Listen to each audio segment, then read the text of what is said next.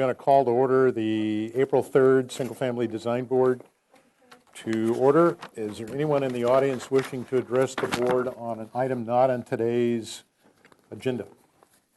Seeing no one come forward, the chair will close public comment and bring it back to the board for the approval of the March 20th meeting minutes. Before I take a motion, just to let you know, you have a memo that looks like this in front of you.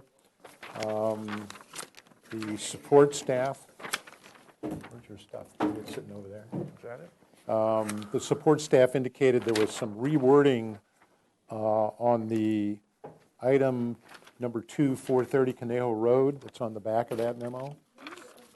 And we'll want to discuss that as we go through this. So let me go to item number 1, and then we'll get to item number 2 and I don't have any.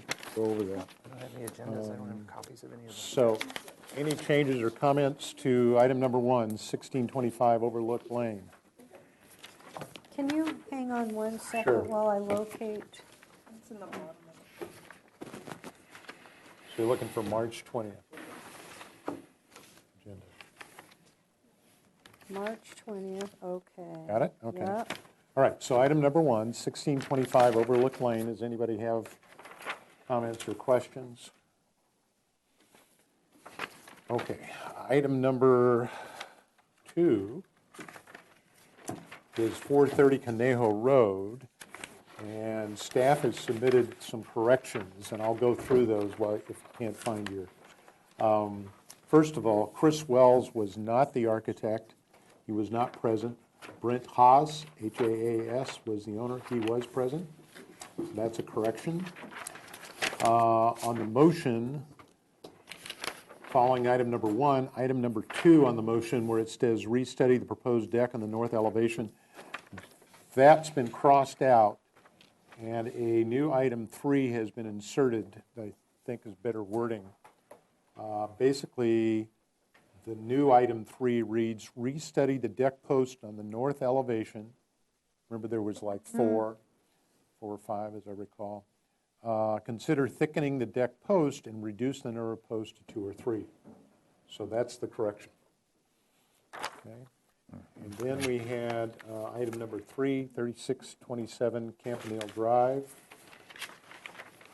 And that was it. So do I have a motion for approval? I'll make that motion. Do I have a second? I'll second. Do I have a second? Is there any other questions or comments? Everybody understand the changes?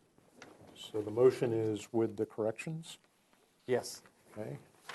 All in favor signify by saying aye. Aye. Aye. Opposed? Abstentions? So carried. Let's go to the consent calendar of March 27th. Katie. The minutes for the March 27th consent calendar are as follows. Item A, 1448 Hesesita Lane was continued indefinitely to staff for final approval after stormwater management requirements have been met. Item B, 154 Coronado Circle received final approval as submitted. Item C, 2126 Ridge Lane received project design approval and final approval with the standard condition regarding the discovery of unanticipated archaeological resources to be reduced on the plans, and the NPO findings were met. Item D, 1310 Crestline Drive was continued 1 week to consent. Okay. Are there any questions, comments? Not, Chair will request a motion. I'll move to approve it. Have a second? I'll I'll second. second. Go ahead. Okay. Got that? Any further discussion? All in favor signify by saying aye. Aye. Aye. Opposed? Abstentions? So carried. Let's go to the consent calendar for this morning, April 3rd. Katie. This morning's consent calendar for the April 3rd meeting is as follows. Item A, 2414 Santa Barbara Street received final approval of review after final changes. Item B, 1310 Crestline Drive received project design approval with the NPO findings, was continued indefinitely to consent with the comment that the board would like the applicant to study adding a decorative vent to the gable on the proposed addition. Item C, 33 Los Alturas Circle was continued 2 weeks to consent. The item is postponed as it needs noticing. And item D, 812 Camino Viejo Road was continued 1 week to consent. Okay. Any questions, comments? Katie, on item C, that was the one I sent you an email on. Yes. So it is coming back to consent, not the full board? It's coming back to consent, and if the board members at consent feel it would be appropriate to have the project referred to the full board, we can review it the same day at the next hearing. Okay, thank you. You sent an email? Yeah, I was reading the project description, and I was a little concerned that there appeared to be a lot of square footage being added, a lot of work being done, et cetera. It seemed like a bigger project description than we normally see on a consent calendar, but I just asked the question of staff to, is that okay? Noted. Okay. Yeah. All right, so it'll be up to you guys to decide whether or not it needs to come to the full board. Okay. Any further comments or questions? Hearing none, do I have I need a motion. I'll make a motion to approve the April 3rd consent. Okay, do I have a second? I'll second. Okay. Any further discussion? All in favor signify by saying aye. Aye. Opposed? Abstentions? So carried. Okay. Katie, announcements. Yes, Mr. Chair. Just a reminder to the board members, Bernstein and Denise isn't here today, but your term is expiring June 30th of 2017. So if you would like to renew, you would need to submit an application by Monday, May 1st, 2017 at 5:30 p.m. And I think you all have the email that Deborah Applegate sent out. But we have this. Yes, that's what I'm referring to, yeah. And then also for today's meeting, we do have quorum. The guidelines were not updated. We only need one licensed architect. Thank you. Okay. Let's see. Well, I'll follow up because item number 2, I need to step down and go to the other side of the table. So, Joe, you'll be the licensed architect. You're legitimate. You'll be legitimate. Let's see. The other thing you have in front of you is regarding Denise. She changed her last name. I was I going to saw quiz her today to that. see if she was going to be wanting to be identified as that. She's not here, so we'll find out when she gets back. I didn't recognize that name. But I believe that's also in prelude to some discussion about the fact that she probably is not going to reapply for another 4-year stint in June. So if she doesn't, that in effect means we're looking for 2 new members to the board. So anything you can do to help staff identify persons that might be of interest, that would be pretty important. We do need another, as I understand it, we need another licensed landscape architect. So Yes. that would be most helpful. Okay, any other questions about that? The other item that I had on today's agenda was this letter, a copy of a letter that I believe I sent you over the weekend. That's a draft letter. I think it's already gone, signed by the chairman of the Historic Landmarks Commission. This has to do with accessory dwelling units. I've had some conversations with a couple of members of the Landmarks Commission. They're quite concerned about this secondary dwelling unit law that's now in effect as of January 1st. In their case, particularly because it would affect some of the residential structures they look at and some of them that are historic in nature. And in talking to a couple of members, they're indicating that they're going to continue to have that discussion about them moving in some fashion to identify or codify more historic residential structures, so that apparently under the state law, they do in fact get some jurisdictional judiciary review. In our case, as a single-family design board, I think we got a memo from the assistant city attorney that basically says we have no authority to review those projects. And what's confusing is that, at least to me, is that it's not clear exactly how that's going to be carried out. It's certainly one thing if you have a secondary dwelling unit that's a separate structure, and they can go up to, apparently, up to 1,200 square feet, but it's supposed to be 50% of the theoretically existing residence. So in essence, that makes every home in the city a duplex. So the misnomer of Single-Family Design Review Board may be just that. However, in doing a little research, other cities are moving quite rapidly to adopt their own ordinance, which the state law does give the ability for individual cities and counties to do that. And there are some provisions to give some purview over reviewing those, but it's all to be tested at this point. And I think what the Landmarks Commission is doing is saying, city, you need to move on getting our own ordinance in place. And I had a communication from our liaison, our council liaison, Jason Dominguez, who's liaison to this board. And he indicated that if we felt that was important, certainly our voice into the mix would be important.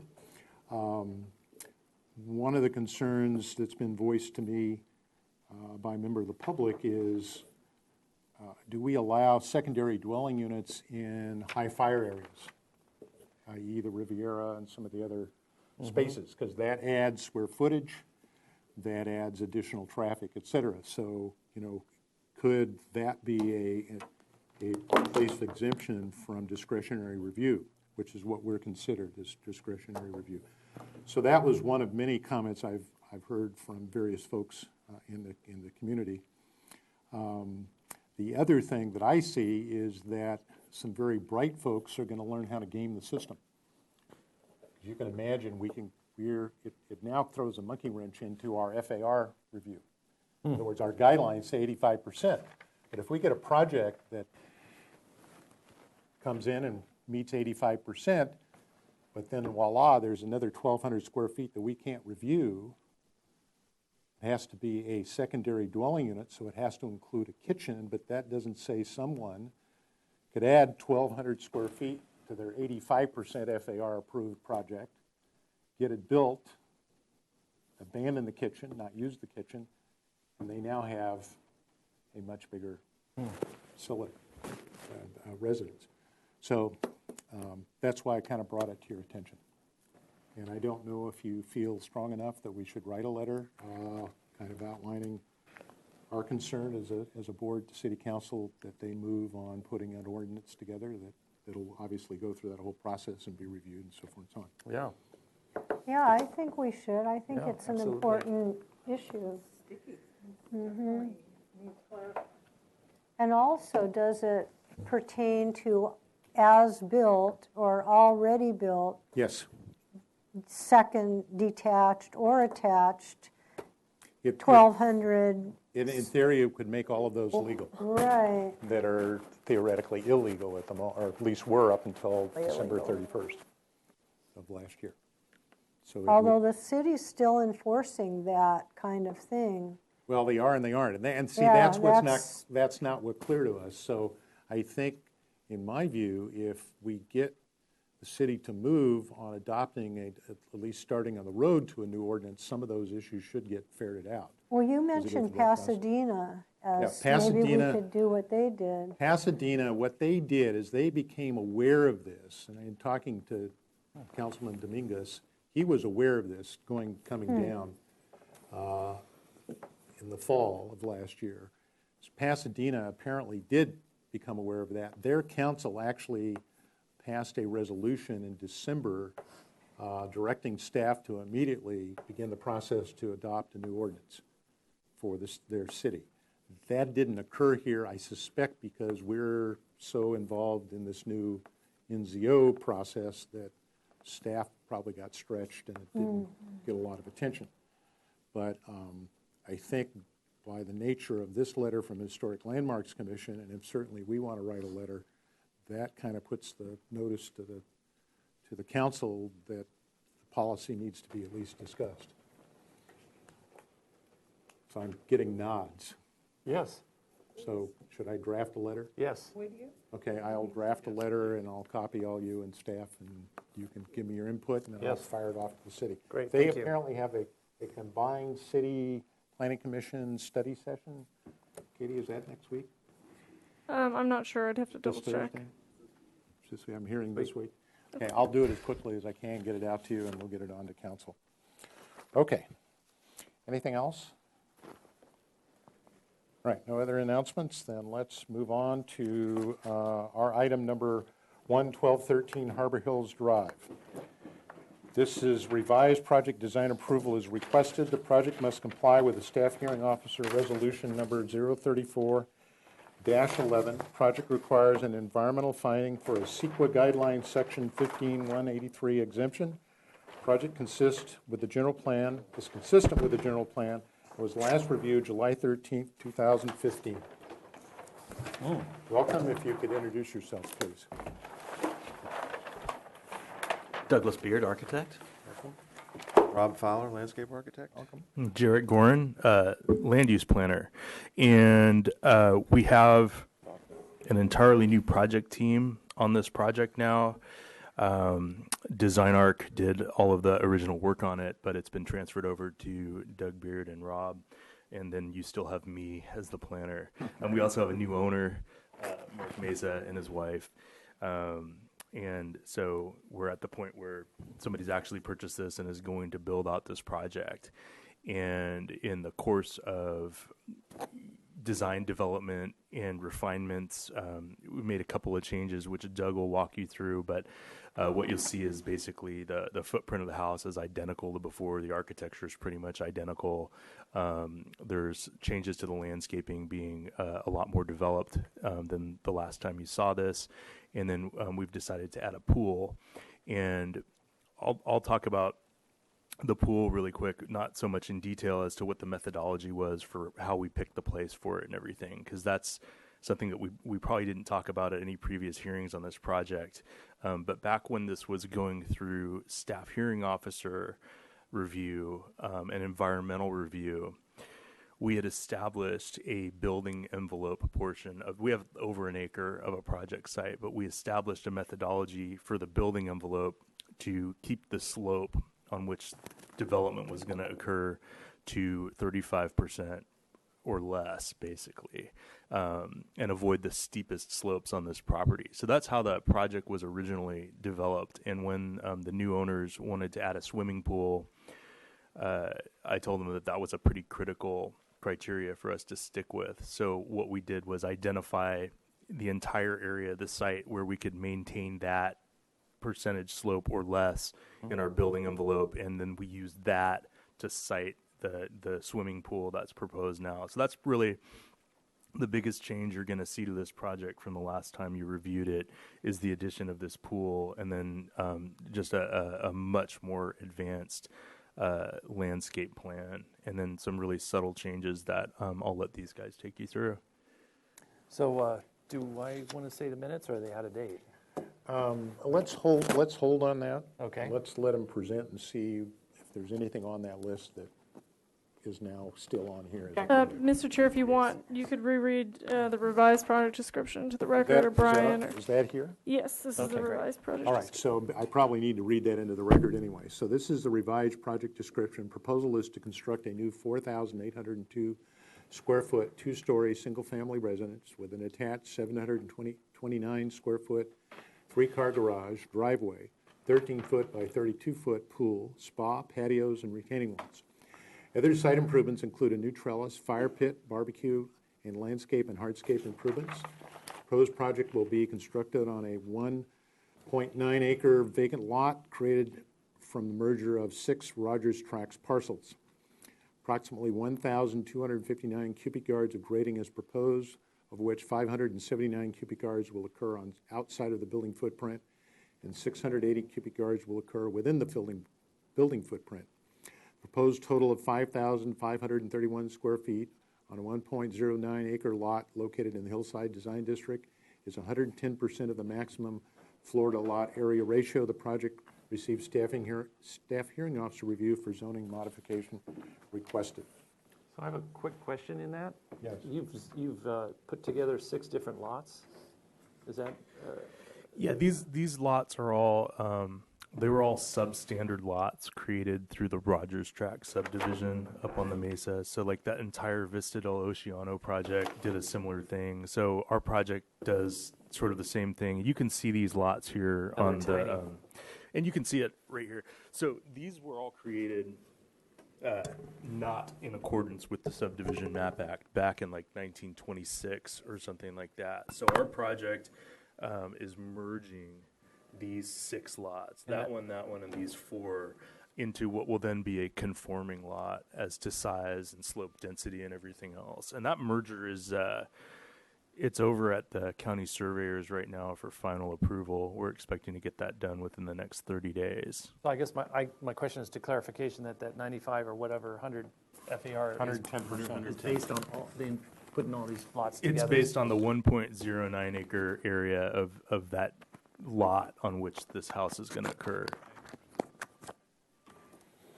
Okay? Got it, thank you.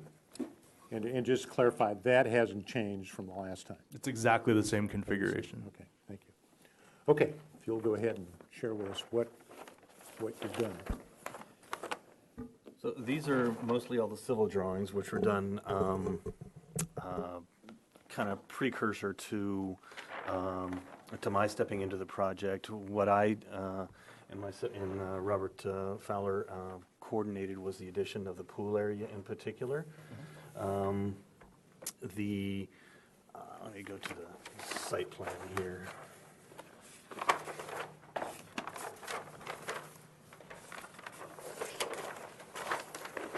It's a little bit clearer here. So the overall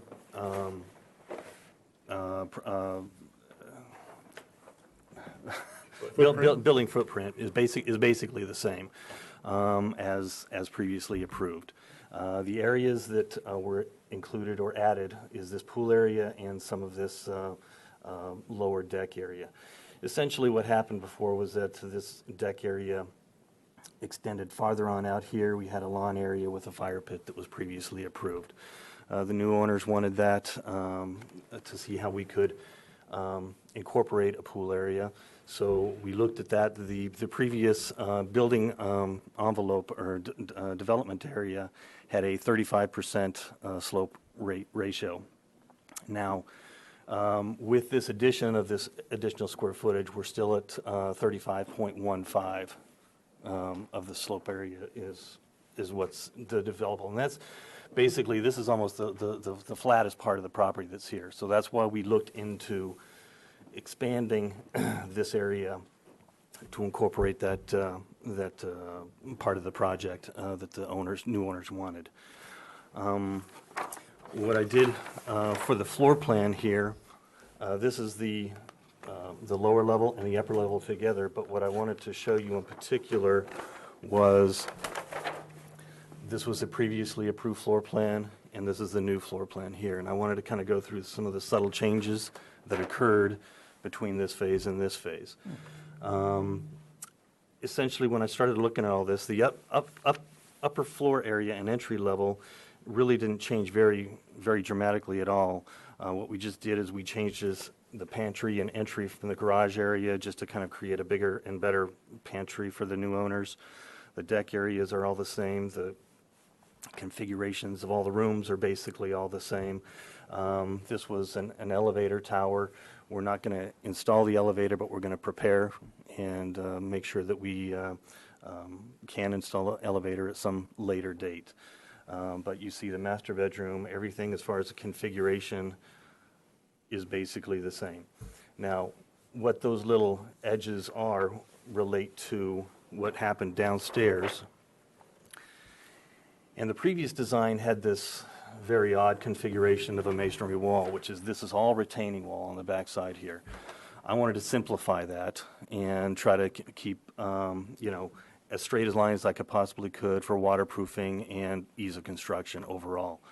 So that's what increased the square footage basically, is adding this kind of circulation path and not having to go through this media room to get to a guest bedroom.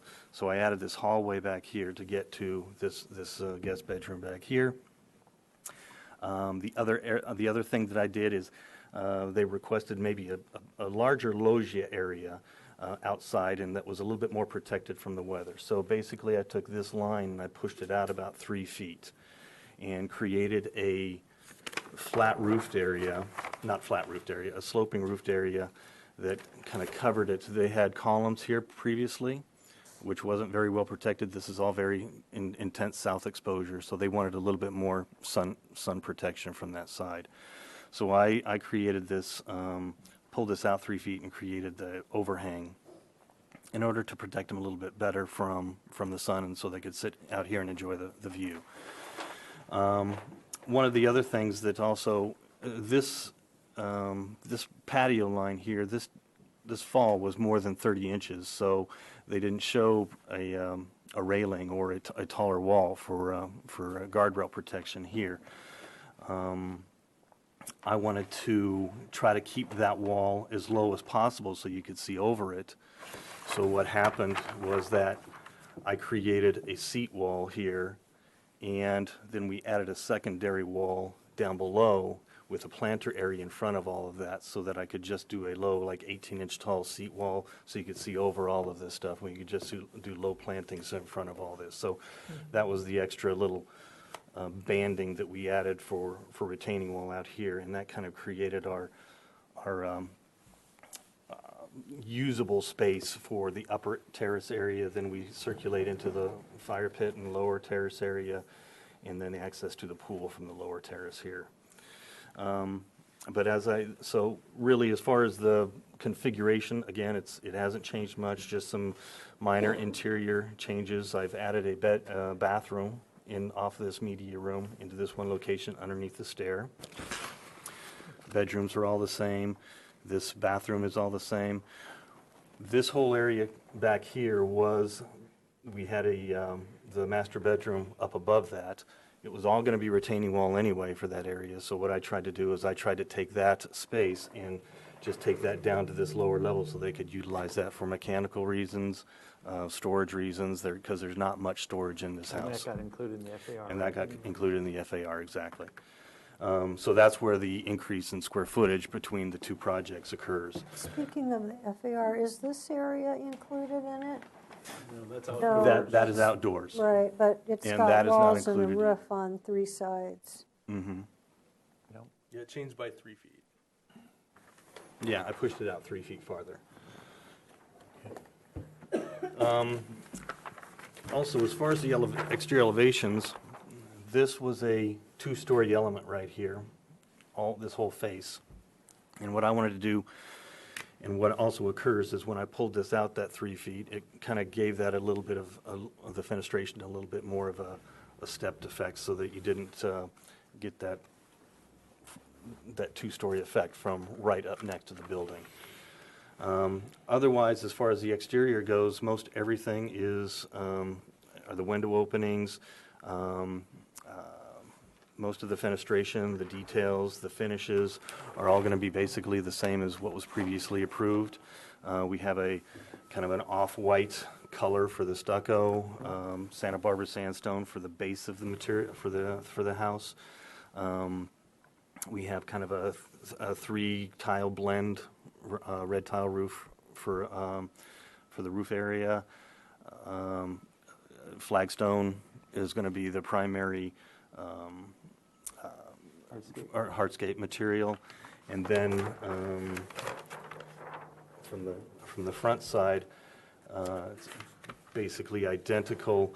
Just some of the roof areas diminished because of the way I configured the roof. I actually brought this down a little bit over the kitchen area, made this area, it's not any taller than it was. It was still 17.5 feet tall. The floor levels are all the same as far as the heights go. So I did not make sure to change any of that stuff as we went through this process. One of the things I did want to address was on the site plan.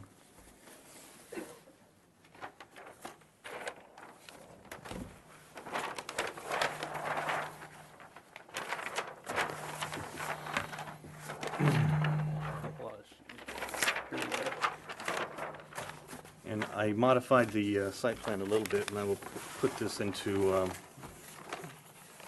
record here, is we've introduced also an entry gate at this location.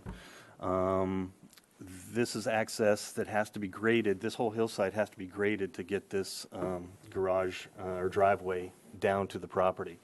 So there's an agreement that between this property owner and the new property owner here, that this is a wall that has to be introduced between, an agreement between the two, and this grading that, so that they can get access from the same driveway onto their property that's right here. This is, Where's the street?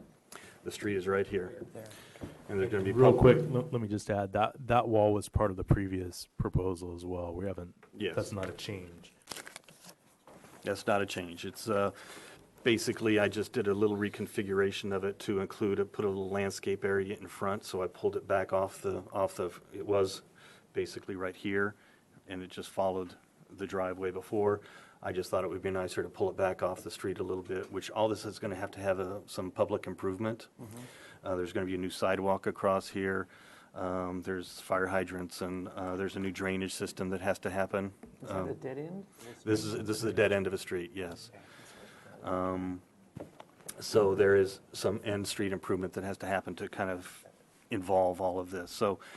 So what we're looking at doing is, the driveway as it comes in is going to be basically asphalt all the way down to the gates here. And primarily for the reason that if somebody does buy this property eventually, that the demo for any drainage that has to occur or utilities that has to occur for this property is not going to tear up a real nice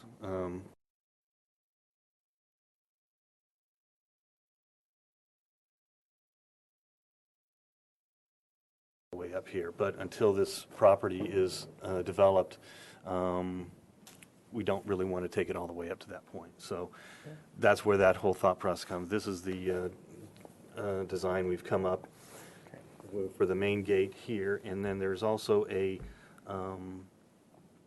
pedestrian access way that has to be involved in the process here. So the access way currently on the civil plan show comes through here, and it follows this line all the way around the corner. It's a 4-foot wide section that has to be adhered to, and then it leads to a path over here. So that's what this pedestrian gate is for, and also for guests that come and visit the new owners. But this will be open all the time for, accessible during the day, basically, and that's that gate right there, for pedestrians coming through. Now, we wanted to kind of rethink this a little bit just for a privacy reason for the new owners, but I didn't want to get into moving all of these walls without any direction from the board here to really do that. So I kind of stuck with what was previously approved. But we would like to potentially modify that so that we could maybe get some security for the new owners from a public access way is essentially the thought process here. But up at this point, this is what we're proposing. And what I'd like to do now is flip over to the landscape plan and let Mr. Robert Fowler walk you through the thought process for the landscape. I do have some three-dimensional views of how this whole area is tucked way back in. All of this is basically excavation and cut area. There's really no fill or compaction going on in here. This whole area has to be on caissons and grade beams, as does the entire house. So really, we've tried to take and tuck this as far down into the hillside as we can possibly get it. And that kind of raised our grading numbers up as well to the 1,260 or 59, I believe, cubic yards that we have overall. One of the things that every board that's seen this project liked about it was the breakup of the masses and the village feel, and how it wasn't just one single mass of a house. And we never had the benefit of full 3D renderings of it before, but I think those even further show how that's being accomplished here. And so this is the dynamic view that, the owners have from the deck area, basically, what they're going to have. Shoreline Park in the distance. This is obviously looking south and back up the hill.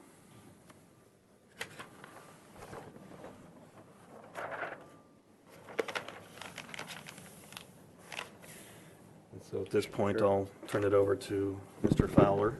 And the 3D, in one sense, is like a bird's eye, so it doesn't do the same service as the notion that we really try to tuck this pool down, and I really think that when you're looking at this project from down below, you're not even going to see that pool. It's all kind of hunkered down quite well, and that was really the intent of the landscaping. Can I grab your little pointer there, please? Thanks. So the landscaping is some olive trees on the perimeter. So what I try to do with the landscaping is basically, try to find that balance of softening the house from the perimeter and from looking up at it from down below. You've got neighbors that are kind of hunkered over the top. So, the trees are kind of strategically placed to kind of create privacy for the homeowners at the pool. And also there was a lot of careful study of trying to get the trees such that they provide some softening along the outside edges from the neighbors. And then as you look up, all this landscaping, again, is meant to kind of frame or kind of soften the corners of the house. All the low landscaping here is all going to be native at this point, and that, again, is all meant to kind of really be part of hunkering the house and the hardscape down. And I think what kind of works quite well is we really have the ability to kind of look over some of this stuff, but at the same time, when you're down below, all this landscaping kind of really kind of softens everything from down below and from when you look at this property from off-site. So Okay, I didn't really want to add much more. okay, thank you. Anything else do you need to add? No. Okay. All right, before we go to the board, is there anyone in the audience wishing to address this project? Katie, did we get any correspondence? No, Mr. Chair, we did not. Okay.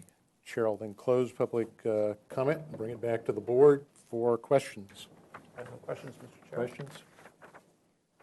I have a couple of Yes. questions. I guess I'm on. Let's see. So I'm just want to know if we have some. When we're looking at it from below, where's the closest place that we could be? Are we going to be on Cliff Drive? Or are we going to, where are we going to be to see it? Besides from Shoreline Park and all that, where we can see all the houses. I can answer that. You could, when we were originally taking this through staff hearing officer and doing the full CEQA review on this, we did a whole view study, and the real views of this are really from Shoreline Park. There's not a really great view of this from Cliff Drive. If you're on Cliff Drive, you'd have to know where to look, stop in the right place, kind of crank your neck up to see it. So all the views that they asked to study were Shoreline Park, and they're roughly like 2,300 feet away to see the site from there. If you got to Cliff Drive, I think it's something like 700 and change feet to be looking up at this. Okay. And then, so there's a lot above it that's probably going to be developed at some point. How many lots are still left after this one and then the one above it? There's only the one lot that's above this that's still developable. Okay. Okay, thank Okay, you. Thank you. I have a question, Yes, Lindsay. probably directed to Mr. Fowler. I have a question for Mr. Fowler. The pool, you show a grotto waterfall here on A3, and it looks like the top of water or top of water is 372, and it drops down a foot, and then you've got a 6-foot water or a 5-foot drop. Grotto waterfall. Can you explain? Why don't you go to the landscape Yeah. plan right there? Because I see it looks like might be an infinity edge. Not a waterfall. It's not a waterfall. Really the intent of that is, and it's not necessarily infinity edge, though it could have that effect. It's to catch any water that spills out of the pool and not go down onto the slope was our intent. Uh-huh. So it's catch basin more than anything. So the wording Grotto Waterfall's probably not accurate then. That was from an earlier, I think maybe that might have been from one of the earlier designs we had. An earlier design that Okay. not part of this process. Thank you. Okay, other questions? Okay, I have a series of questions, but they're hopefully fairly short. So just looking at our previous approval, the FAR was at 97%, and we're now at 110%, but you've explained that got picked up because all that stuff in the back against the retaining wall. That is correct. Because they built, he said they added a hallway because there was a Yeah, retaining and wall. they added the other storage and. There's storage mechanical area off space. to the side there, yes. So that kind of bumps the thing up. Mm-hmm.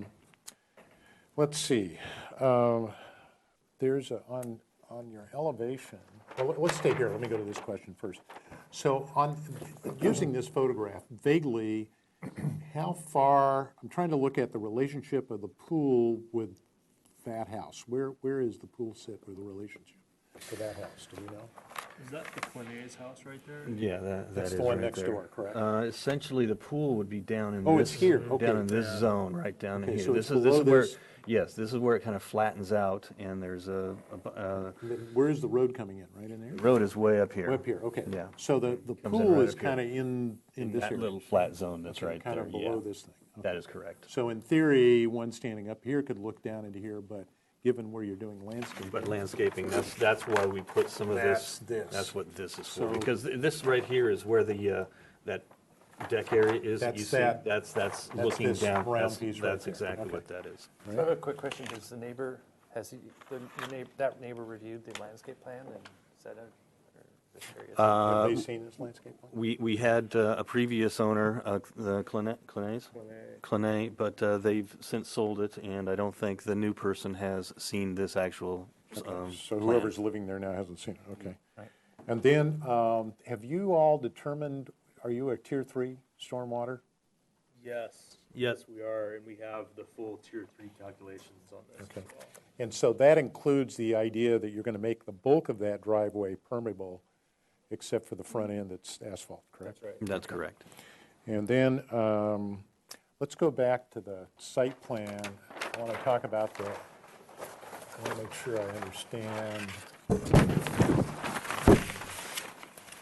the notion of, yeah, this is good drawing.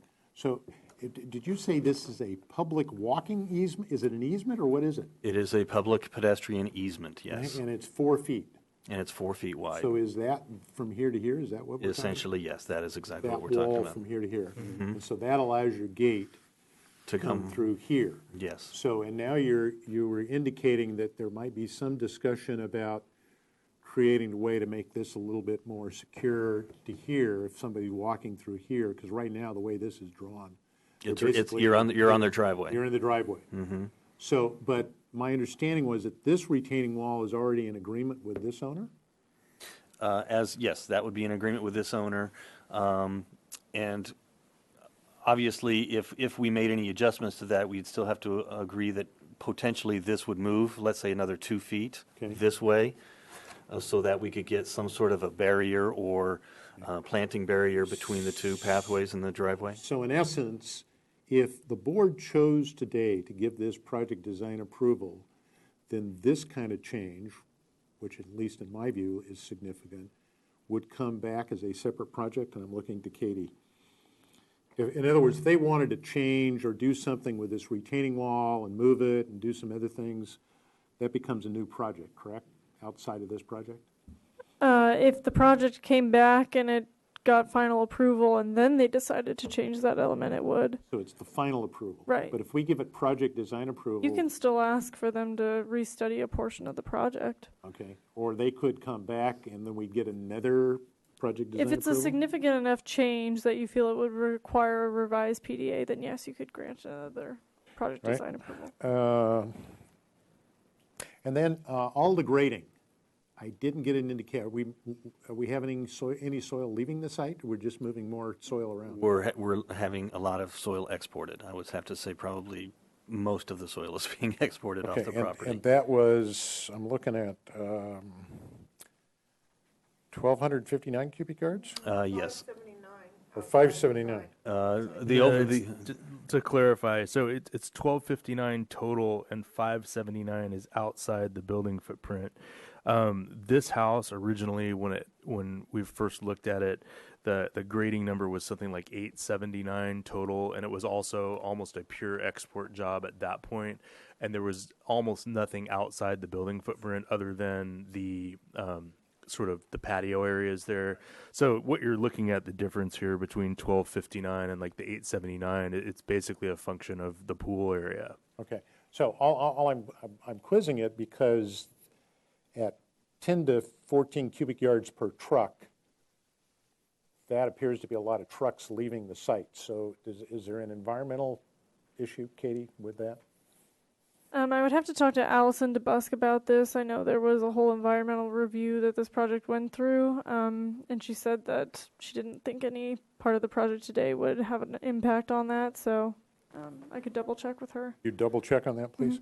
Let's see, and then, okay, I think I got that. And then you had, in the previous project that we gave project design approval, there is a modification?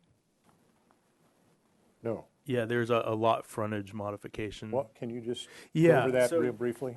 We only have, with this project, this is our lot right here. And this is technically, this little thing right here, that is our public street frontage. So it's not anywhere near the 90 feet of public street frontage that's required. And that's the modification that the staff hearing So it was officer right here. approved. Yeah. Okay. Right? Okay, any other questions? Yeah, I actually do. Yes. The style of this house, do you have a particular architect or someone in mind that's of inspiration in terms of the detailing for this house? I've worked with local architects, Ketzel and Goodman, for 18 years. Yeah. And so I've been detailing with them for over 18 years. So and it's so like a G.W. Smith house or it's something like it's that? a modification of a G.W. Smith house, yes. The direction you were thinking of going Yeah, with it? yeah, very, the scalloped edge gable details. That sounds shorter than some Plunkett, but that's good. Well, yes. Okay, just asking, thank you. Okay, other questions? Yes, so I'm still wondering how this potentially public walkway, which I guess the transportation people said you're supposed to have, so the public can walk From here to there. behind the house and look at the ocean, and there's still, is that what it's about? And if that's It's so. to get to this open space over Yeah, there. I it's can not explain for- this a little okay, bit better. and how Yeah, there's does a the lot of gate- history with that. How does and the gate, if the gate's locked, how does the public get in? The gate doesn't get locked. It's a pedestrian gate that's left open. But as to this trail, which is, I think, appropriately mystifying everybody, Yeah, I the wanted to ask you trail, why it doesn't really go anywhere, and there's not going to be anybody on it because the continuity of it to where it's supposed to go through and connect to hasn't been acquired by the city yet. So what this is the city has an overall comprehensive plan to have this pedestrian trail that wraps all the way around the top of the canyon, around where Vic Trace Reservoir is, back over to the other side, and then back down the canyon in front of the Vista del Oceano project. And so that trail is on the books as a pedestrian trail. So whenever any project comes in the area that's along the route of that trail, they ask for the offer of the easement for it and that you incorporate it in your plans. And so that's what we've done here. But yes, this doesn't actually connect through to anywhere, and there isn't really a plan for people to have views over our built-out property from this trail. It's really, this section of the trail would be to connect them with the other section of the trail where there might be some views, if that connection ever gets acquired. So it's, right now, it's a placeholder. Exactly. And what we're trying to investigate is that potentially with that gate that it could be, photosensitive so that it does lock after dusk, and so that nobody can get in at, so it's dawn to sunrise to sunset would be accessible, and that it would not be accessible to the public after dark. It's just like on the Riviera. We have a whole bunch of easements on the Riviera that connect roads from top to bottom. Some have been used, some have been planted over, some have been damaged, whatever. They're all over the place, but not all of them are used. So this is kind of the same thing. But I think for the Mesa, people are working on getting trails, pedestrian access, all, and probably in our lifetime, we need to pay attention to where they might be going. And that's why I think we just would like a little bit more time to study that and see how we can maybe, soften the security for the new owners. Okay, Okay, thank you. comments? Yeah, Mr. Chair, I feel that the project is fine. I know the FAR has increased, but I think the way you've increased them is pretty responsible in terms of size, bulk, and scale. It's minimum impact in terms of the visual impact of its views, because most of the increase is based on grading and the conversion of the storage, so I'm comfortable with that. I know there's a lot of export of grading, but we approved the previous one that had grading as well. I also feel that the style of the architecture is appropriate for the neighborhood and it's kind of like a signature home for that area. So I can support it. Okay, other comments? Lisa? Yes, I'll support the current rendition with the addition of the landscaping and the sunken down pool. I think it's a good project for the neighborhood, Other our comments? guidelines. I'm kind of in the same vein. The only thing I would request to the board is if we're willing to give this project design approval, that I think we should be fairly definitive about what we find compelling about the project, the architecture, make sure we address the FAR increase, the landscaping, the pool location, all of those things, so that when this comes back, we remember why we did what we did. But also, I'm just a little concerned that the issue of the public walkway isn't fully resolved. So technically, we could, if my sense is from the board that everybody's kind of okay with the project, we could give it project design approval. Certainly that's with comments. But, the other avenue is we could say, look, guys, we're kind of there, but we really want you to resolve the public walkway thing. Then come back to us and we'll give you project design approval. I mean, that's another way to do it. I don't know where everybody's Well, coming with. can I comment with that? Yeah, go ahead. Well, That's just my thought. Well, the public right-of-way it was kind of forced on you, right? Where does it go? Where is it supposed to Just go? going out here. So it Well, goes it to doesn't, nowhere. Goes to nowhere. So you're Not kind of yet. held hostage in terms of that easement. Right, no, I understand that, but if they want to Do change something. it and do it, it seems to me it would be better just to get them to do it, come back to us and say, okay, here's our complete package. Now give us project design approval, rather than if we give it project design approval now, they go off and then they change all of this, then they have to come back again with Yeah. another significant change. I'm just trying to get a sense of where you all coming from. well, just to play the devil's advocate for a second here, I think for me, 2 years ago, we had a project that was the same footprint that I can't even remember if we had story poles or not.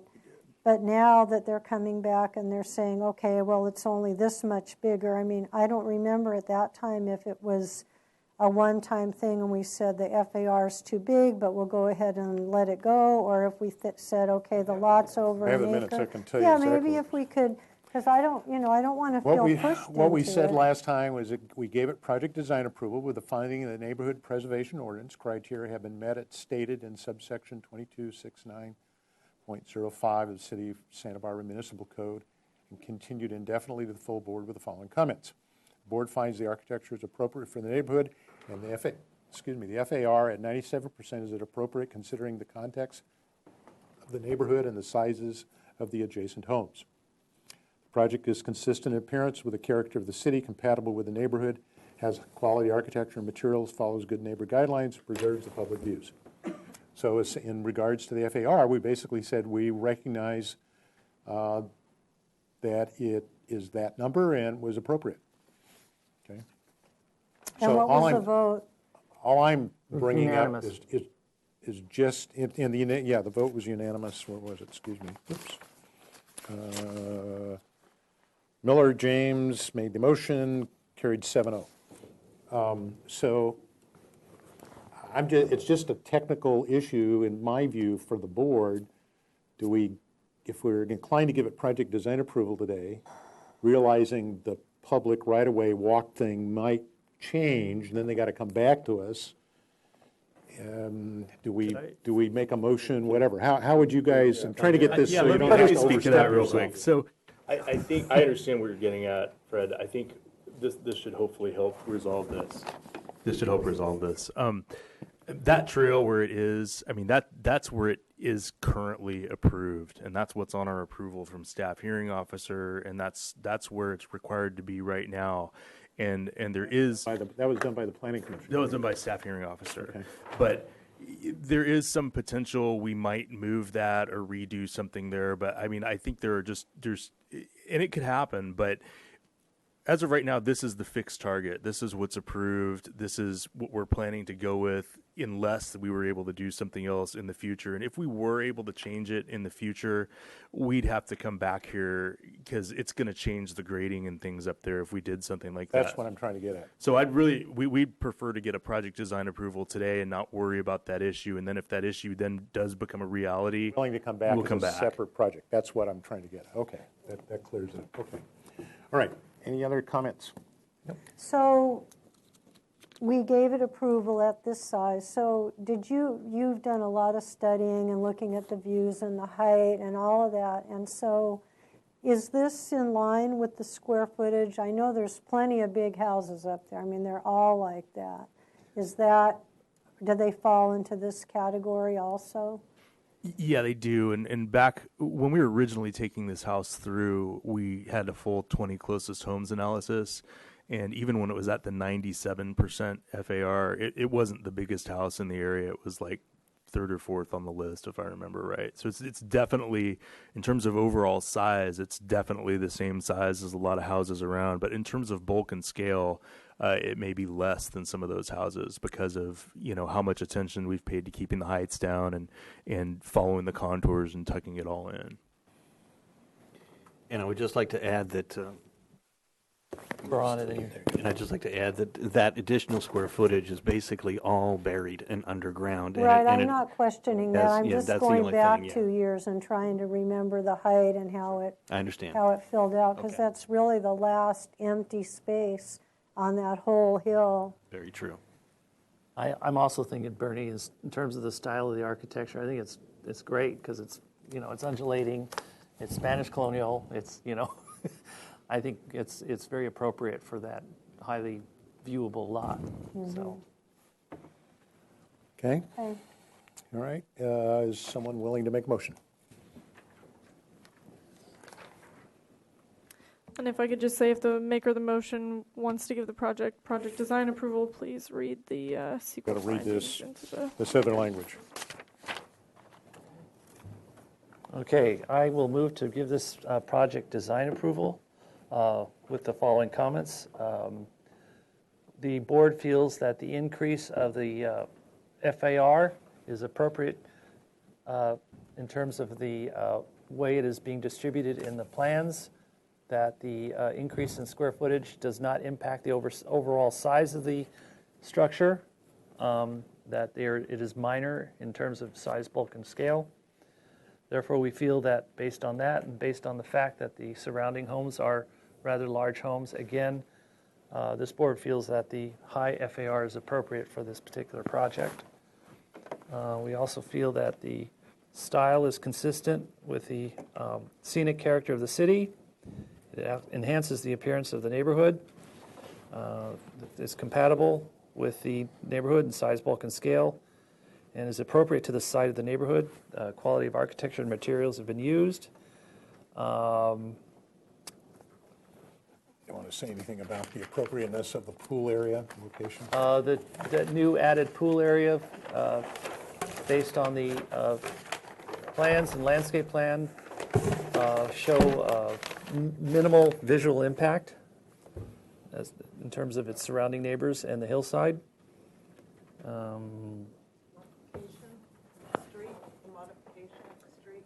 We actually don't need that. That's approved. Oh, Yeah, the modification part. But you might want to say something about the design of the gate. and we feel that the design of the gate is appropriate to the style of the house. And And that the size, bulk, and scale of this gate also is appropriate. You follow good neighbor guidelines. And, and have to read this, okay. The Single Family Design Board finds that the project qualifies for an exemption from further environmental review under CEQA guidelines, section 15183, based on the city staff analysis and CEQA certificate of determination on file for this project. And that's my motion. Okay, is there a second to that motion? Second. Okay, any further discussion? I would somehow, whether either in the motion or somewhere in the minutes, that the board recognized that the amount of soil leaving the site was reviewed by environmental staff. How does that work, Katie? I'm looking at you. I'm going to double check with Allison to make sure it's okay, but if you want to comment on the board's acceptability of the grading, you can. Also, if you could include in the motion whether you'd like it to return to the full board or consent. Can I, just before I make a motion, the grading is kind of not a aesthetic thing, so I'm just suggesting that we get into the record that we did ask the question and Oh, we got did it. look at it. Yeah, okay, got it. So Mr. Chair? and Just one moment. I add to the motion that there was a discussion regarding the amount of grading and removal of soil from the property. Okay. Is that acceptable to the seconder? Okay. All right, now. Yeah, Bernie. thank you. I was looking at the lady here. Were you working on this project? No, the next one. Oh, the next one, okay. Because if employees from the city are here, I'd really appreciate it if they do. They usually will come and sit. Yeah, Yeah, okay. Allison couldn't be at the Okay, hearing today. thank you. And then if you could also include whether it was returning back to the full board or consent. I'm thinking because of the size of it, it should be the full board. Okay. All right, is that acceptable to make of the motion? Okay. So it's going to come back to the full board. Does everyone Because understand? have we seen the colors and all that and the That- details? that'll come Yeah, back. and That's- the wall, the door? That's all part of the Yeah. next phase Okay. of the review. Okay. Okay. Right, so everyone understand the motion? And also, what about, you're making the motion? Yes. Can you have them show other gates in that neighborhood? The motion already says the gate is acceptable. I've been up there. There are extensive gates in this whole neighborhood that happens on this street and it happens on the next Harbor street Hills above that. Drive, okay. Okay? But the motion is basically saying the gate is approvable. Oh, have we seen it, or just the Right there. picture? I know, but, It's right there. yeah, okay. Yeah, all Right, so right. that's the motion. Is that still okay with the seconder of the motion? Okay. All right, any further comments? Okay. All in favor signify by saying aye. Aye. All opposed? Abstentions? So carried. Okay, we'll see you back here when you're ready. Thank you.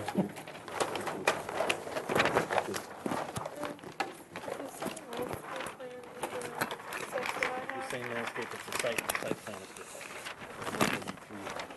Just one copy.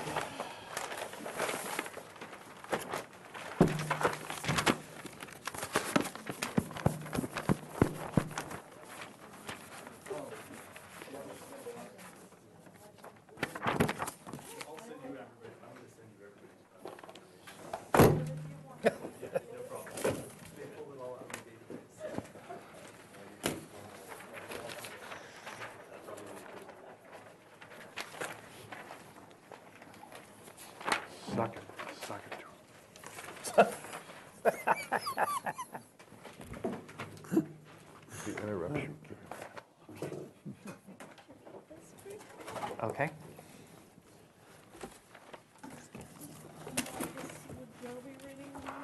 Yes. Oh, is it a new item, or is it come back? This is a commit. Okay. All right.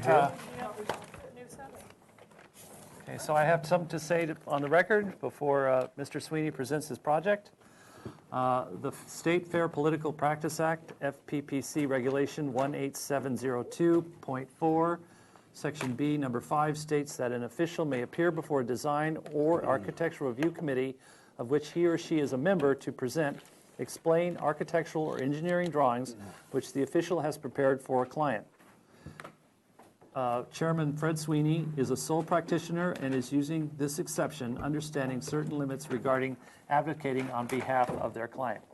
So thank you. Okay. Mr. Sweeney, could you present your project? Yes, Fred Sweeney, representing the Mascarts. Basically, we're here to officially get a request of project design approval after we attended the staff hearing officer as a result of our first meeting with the Single Family Design Board. And I kind of review the major elements. Essentially, the modification hearing officer made a determination that the first floor deck of this home that was existing, built with a permit in 97, excuse me. Mr. Sweeney, sorry, I forgot to, we got to, Go ahead. Go ahead, right here. Mr. Machis, say the minutes. Let's see. Apologize. Go ahead. I think this is right here where it says motion. September 6th. And it's hard to. Here, let's see. Yeah, I think that's it on the bottom. Yeah, so it's this motion down here. Yeah, it says motion. Thank you. Okay, motion to continue indefinitely staff hearing officer for return to full board with comments. 1, a majority of the board found acceptable and supportable the other proposed modifications for the as-built developments for the easterly first-story deck over the setback, which is not set back 15 feet from the property line. The water feature fountain pump, the as-built solarium, the as-built handrails, the westerly staircase to the first floor deck encroaching into the west setback, and the front fence addition and demolition of the existing exterior laundry shed. What a sentence. Which do not pose consistency issues with single-family residential design guidelines. It's a mouthful. The board could not support the proposed second floor deck and the spiral staircase of the study and found them unacceptable as presented due to privacy impacts to adjacent neighbors, especially the adjacent neighbor to the west. And the action was taken by Woolery and James, and motion carried One abstention. with one objection. And you abstained. I objected. Okay. Thank you. Sorry about that. Okay. Continue. All right, so in response to all of that, we're back now requesting project design approval. Let me go over the modification hearing officer's decision. We were requesting to maintain the extension of the deck, this piece here that sits within the some portion of the 10-foot setback, and as it was permitted in 1997, reading that upside down, and to retain the staircase as it lands into the setback over here. The staff hearing officer determined that the staircase going down into the setback on the westerly property side was acceptable, but on the easterly side, the approximately 2 feet of deck needed to be removed.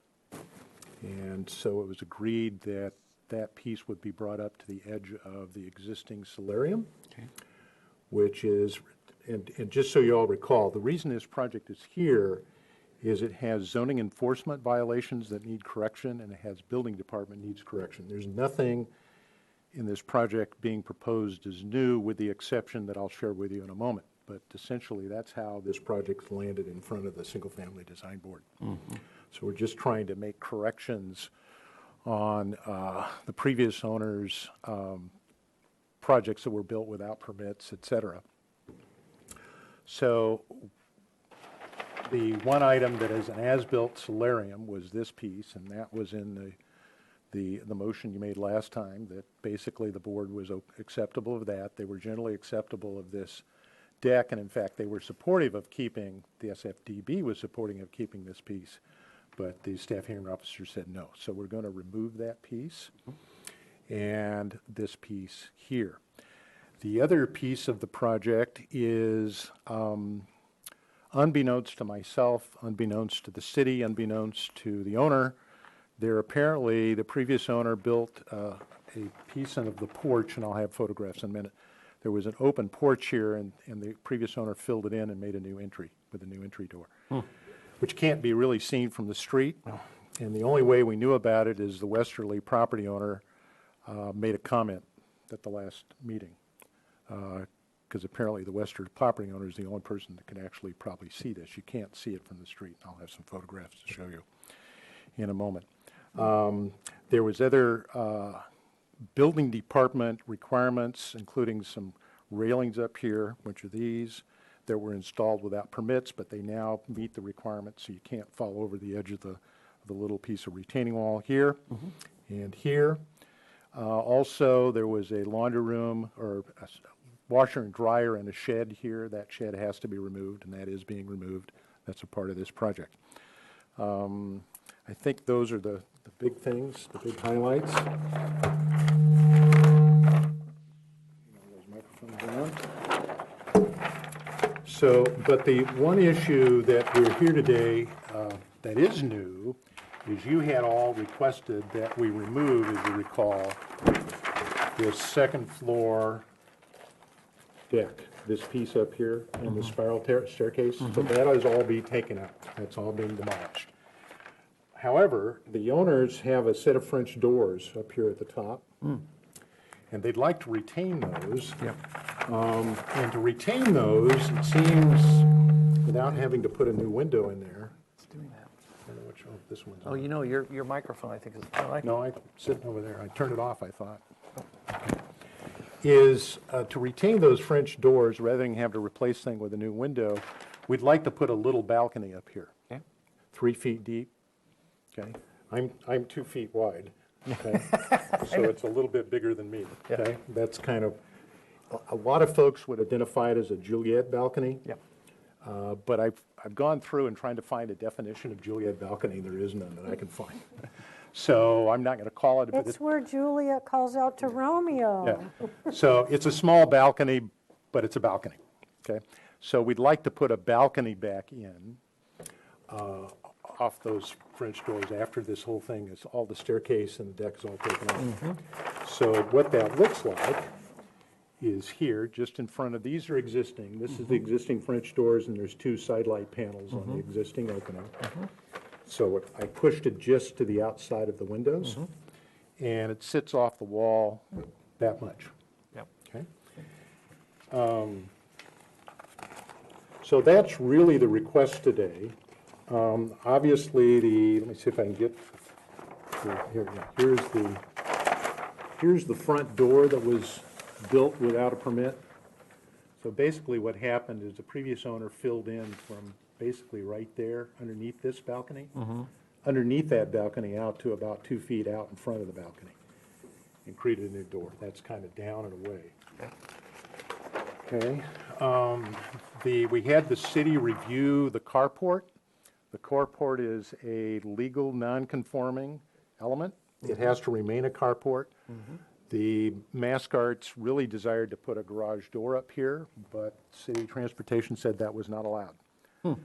Mainly because the carport is substandard in its size. Right. So when you hit the substandard dimension, then you can't put a garage door on it. You have to keep it a carport. So we just can't touch it. Okay. If we touch it, then we'd have to tear the whole thing down and rebuild it and so forth and so on.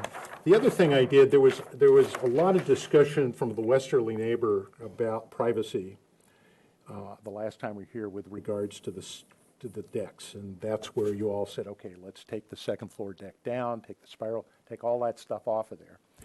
And so just to be sure that we kind of look at, and remember privacy is an issue, as you recall from this board, that we look at, if you're looking windows to windows inside your house, turns out there's only one window on this property, and it's down on the first floor over here. There are a couple of windows, and I have some photographs on this property. They don't look across to any windows. They're all looking at blank walls. And so this property sits back, as you can see. This was a survey recently done. So if we were concerned about what do you see, you're standing on, here's my 2-foot person, standing on the deck with a view line. And remember, the second floor of this home actually cantilevers out about 2.5 feet over the first level. By the time you get this little balcony on here, you will see maybe an edge. If you're standing here, you could see an edge. And if you're standing there, you don't see it at all. So let me just walk you through Yeah, please. the photographs. So this is standing outside the door as I left the current French doors. If I stand out and I look to the west, I don't see this house at all. Okay, that's basically somebody standing right here taking a photograph. That's my 2-foot person. I don't see this house at all. If I step out a little bit further, you still don't see that house. If I were to step out on the previous deck out over here, yes, you certainly would see the deck, but you really don't see into these windows, and there's no windows here on that side of the house, none whatsoever on this wall. But this is going to be a little, this is the French doors you were No, talking no, no, about? no, that's this the is the next door neighbor's. house. Neighbor's Oh, house. this is the neighbor, This is okay. the neighbor, okay? This is the neighbor's easterly wall. So there's one window up here in the back. There's one window near the back at the bottom, and there's another window over here. There is only one window on the Mascard side, and it looks to a blank wall. Okay, that's on the first floor. Okay, that's what you see from the yard. Remember, this is all going to be gone. This whole thing is not going to be there. All this is gone. This is all being taken down. Okay, so just so you understand kind of what Yeah, great, thank you. is seen. So is this where the French doors are? No, that's the next door neighbor. This is the neighbor. Next- that's Ours the is the, this yeah, his is the plan. tan house. Okay. I better look at those again. Okay? All right, and then with regards to the front door of the house. Yes. Because basically what we're requesting is just the fact that it's built and it's as-built, and we need to Yeah. have somebody say it's okay. Yep. Okay, so let me go back to that. So from the street, this is the view from the street. That door is down in between and down from the street, so you can't see it from the street. If you walk over here, these were taken in sequence, if you walk over near that tree and start to look where that front door is, you got to go through that gate, so you still can't see it from the street. Even further, you can't see it from the street. Once you get, and then you turn a little bit more and you start to get a glimpse of the front of the house, you're then down at the bottom looking back up at the garage, or the carport, excuse me. You're a little, I'll hold that one off for a second. Then you drop down and you can see the little pond that's on the site plan between them. Let's go back to the front door. Back to there. So you're standing like right in here. So there's a little fish pond. One of the building department issues is there wasn't a permit pulled for this little, there's a little pump and a little electric box there. Yeah. That never got approved, so that has to get approved by the city, by the building department. Then you turn and look towards the house, and then finally you see the front door. So the front door, this whole piece of the front of the house isn't seen from the street. It isn't seen from the top of the driveway. It isn't seen virtually from anywhere. It might be seen from the westerly property owner, but they have to look through a hedge to see it. So we're of the view that it really doesn't have an impact on the street view, the street, the fabric of the street, et cetera. It's just a piece of the porch that got filled in. Okay. So let's see, did we catch everything? So essentially, what we're asking for is project design approval for this little balcony. Okay. That you're okay with taking off all these pieces of the deck, including the entire second floor deck. Yep. And that you're okay with the front entry. And I think that's it. Oh, You have some interior changes, but we probably yeah, already approved it. that's the bathroom. Those are all interior. This staircase had to have a railing put in. That's the building department. Okay. that railing got put in, but it didn't get an official permit, so that's why it's on the drawing, because it's got to get a permit. Let's see, essentially, I think water that's it. pump. And the water pump, and I think there was one other building department thing that is not aesthetics. Solarium? Well, the solarium has, to, but you all. We said- already approved You already that. basically said you're fine with that in your last meeting. You also said you're fine with this deck. Okay, right. so handrails. Front fence addition, did we talk about that? The what? Front fence Yeah, addition? that's those little handrails up in Oh. front. Yes, yes, we did. And you already said those were And the okay. pump we talked about. Yeah, I think we talked about everything. Okay. All right, thank you. If that's the conclusion of your presentation, I have a Yes. couple speaker slips. If you'd like, you could sit over at this area here. Emma Brinkman, if you'd like to come up and speak.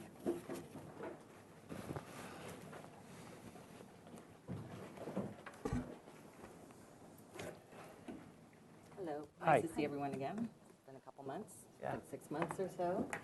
Anyways, I'm Emma Brinkman, homeowner of 1261 Farello Road, So you're which the neighbor? west neighbor. Are you this other house You're right that we I have? am. Okay, I am. Okay. got it, thank you. So, what I'm hearing Mr. Sweeney say today is that he would like to, or the applicants would like to replace the deck with a balcony. So even though I didn't have much time to go over the plans, we just got notice last Thursday. Community development was closed on Friday, and I work, so today I just barely had time to go over the plans. So, but I was able to do a mock-up Okay. of what that Juliet balcony would look like, and as you can see, Bring it over to the. it can easily accommodate 2 chairs and a table. So that would mean that people would be sitting up there. The deck might be able to accommodate 4 to 6 people, but now we're only accommodating 2 comfortably. As far as we're concerned, we don't see the difference as far as impact to our privacy. It's the same impact. If it's 2 people or 4 people on a second-story deck or balcony, we still have that loss of privacy. This is the or patio that the deck currently looks out on. And as you can see from the deck, it would be pushed back to probably less than half of that, but still a direct line of sight to a patio that we use quite often. And I'm a little confused, Mr. Sweeney, just so I get it straight, did you say that there was only 1 window on the westerly side? There's 2 windows. Oh, there's 2 windows. I can show them to you. Do you want to see them? No, I thought I heard you say 1, so I stand corrected. So now there's 2 windows. So for the record, there are 2 windows on the westerly side.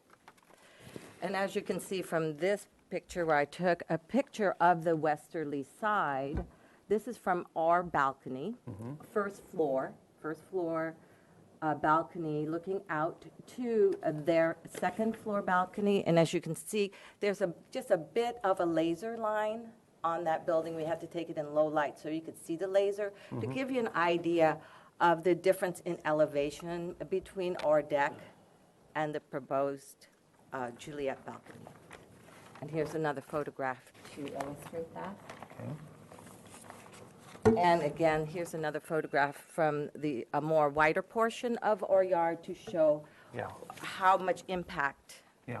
that would be for our yard. All right, thank you. Am I done? I have a couple. Kind of wrap it up real quickly, please. Yeah, Mr. Sweeney talked a lot about, at the last meeting, about our illegal hedge, which he was into Paseo, and you mentioned in your previous thing that there was a problem with Paseos. He is correct, we did plant illegally in the hedge. We did not get permission from the city. We're in error there, and of course, now we're a bit fearful that the city might ask us to remove that hedge, and they would be in their right to do so. It is part of the pedestrian master plan of the city. So if that hedge is removed, we don't have any privacy at all from even the first level deck or the second level deck. And I just have a couple questions on design. This is a design board, after all. This is I think a railing on the west side of the carport. yeah. This is the railing on the east side of the carport. This is in the public view. We have two different designs. Okay. Then on top of that, we have cable railing on the rest of the house. So Yes, now but we they're have, already existing, right? right, but So they're not but- in our purview. Right, as being but I'm just existing. saying now he wants to add a different style of railing to the balcony. So we're going now to a fourth design element. So Thank you very that's- much. you're welcome. So I'd just like to comment that it still is within your purview to review all of the. I also would like to hear from city staff, since Jaime's here too, possibly regarding the hedge. Is there anything you'd like to say about that? No, I'm here to answer questions that you might have. Okay, well, what are the height requirements for a hedge? And can you kind of clarify what that's all about? Sure. There is an ability to grant higher hedge heights than the standard 8-foot height. So you have the ability to go up to, I believe, 12 feet. And there is an ability to get a modification also in some cases. Okay. That the homeowner is correct. If it's within a easement of the city, there could be a time where the city asks that hedge be removed to provide Also, access. it's also a sewer easement. Okay. Just so you know, underneath that. All right. There's several easements. But, just stay here for a second, but if the city, I mean, there's this easement, is it for a public view, or what kind of a thing No, would it's it be? access, I believe. Access. Access. This is for access. So somebody needs to walk It's the past. walkways of what we talked about in our last. Yeah, item. but they wouldn't have to cut the hedge or get rid of the hedge. Well, if it's would they? interfering with the path, it overgrows, and then there's not a clear path. And it's a 6-foot. So it might not, Okay. it might be too wide, it might be thinned or clipped in order to achieve And it. would the city talk to the homeowner before they got Sure, involved in that? typically and there's try an to- enforcement action that Public Works initiates to have that access cleared up. And back to you and the next door neighbor, have you talked about, do they want the hedge, and do you both want the hedge? Originally, before I put the hedge in, we did talk about it, and they were agreeable. But after the comments that Mr. Sweeney made at the last meeting and in front of the hearing officer, I was a little worried because he brought it up that he thought it was illegal. It was an illegal hedge, and that he had concerns about it. And I actually can read his comments for you. Well, that's okay. I but think just we so- I mean, understand. it was Yeah, twice that he made the comments, and Okay. so of course I went home and I was a bit concerned. I realized that maybe I acted hastily and planted the hedge without the appropriate permits from the From my city- understanding, you're city. perfectly fine. It's just that you're up for grabs if they have to remove it in terms of Right, but reclaim. if they do have to remove it, then again, Yeah. they have the right to remove it. Right. And then I wouldn't have the privacy at all. Okay. So it's a big if, but it's still But something. All right, thank you. in place of, would the hedge be the same thing as what if the neighbors wanted to build a fence? Would the same city easement laws prevail? Certainly. You Yeah, you can't can't- place the fence that interrupts that access. Okay. But our board has the purview to make suggestions about the existing hedge for now unless something else should change with the easement. That's correct. Okay. All right, thank you. I have another speaker, Stephanie Moret.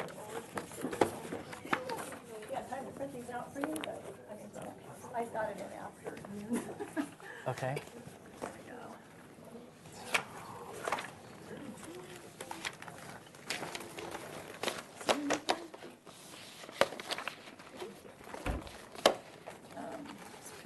I'm Stephanie Moret. I'm at 25 Rubio, so I'm directly above, I guess, a couple houses between us. So I'm writing to support the Mask Arts petition to legalize these structures. I knew Muffet also, and yeah, she had some wild and crazy ideas, and they're working with the city to remedy that. I also wanted to mention there's been, some comments that I noticed in the past about their garage door, and I understand there's a 3 3-inch. It's 3 inches too small. I teach environmental sciences at the university, and I'm thinking, gosh, we're going to use all those resources to build a new wall to move it 3 inches so we could have a garage door. And I just wanted to tell you that I think there's more sustainable ways that we can just say, hey, we don't need to spend all that money and use all these resources to do that. We're already using 2.5 planets worth of resources for our planet.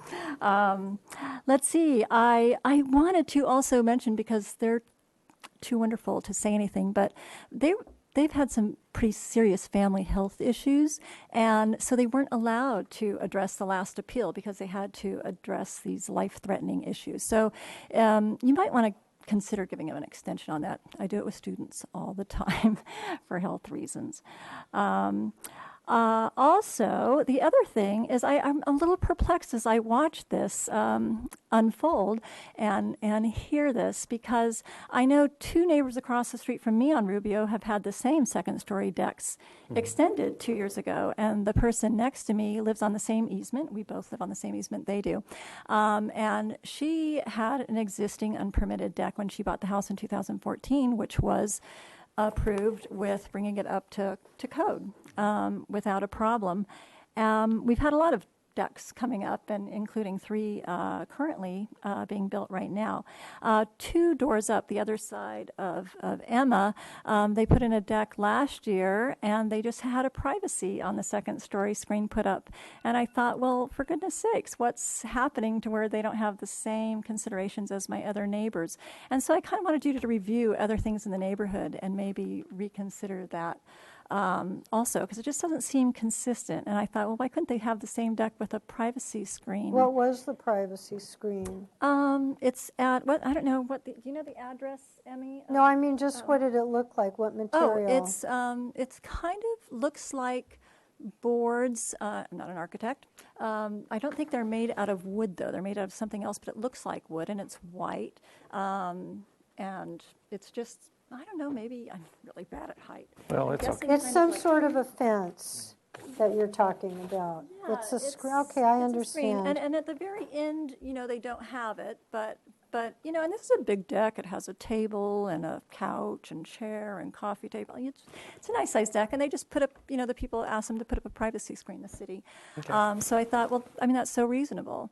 My neighbors, which is also, I mean, we just had a seating of 12 there this week, or last week rather, and it still had room for a couch and a chair and a coffee table. So, they weren't asked to put up a privacy screen, nor were the neighbors next door to them across the street. And all the neighbors, we love their decks. Okay. But I think a privacy screen would probably take care of that issue pretty well. See if there's 2 minutes? Yeah, I anything think you else. can wrap up real quick. And we Okay. do have your letter also. Yeah, thank you. And yeah, that's it. All right, well, I thank think you. I covered it. All right. Thanks. Thanks Thank for you. coming. So I'm going to bring it, do we have any emails or letters? No, Mr. Chair, we do not. Thank you. So I'm going to bring it back to the board for questions. Does anyone have any questions? Is this the area between the 2 houses? Yes.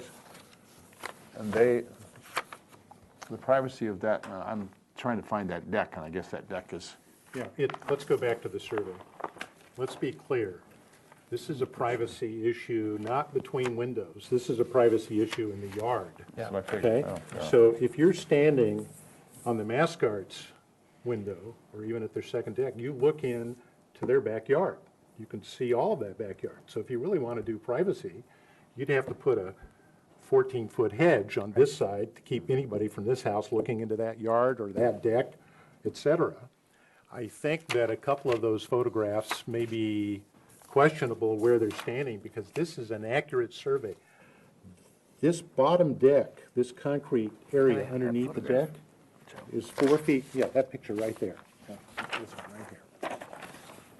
That deck right there, that concrete is at 84.52, okay, elevation.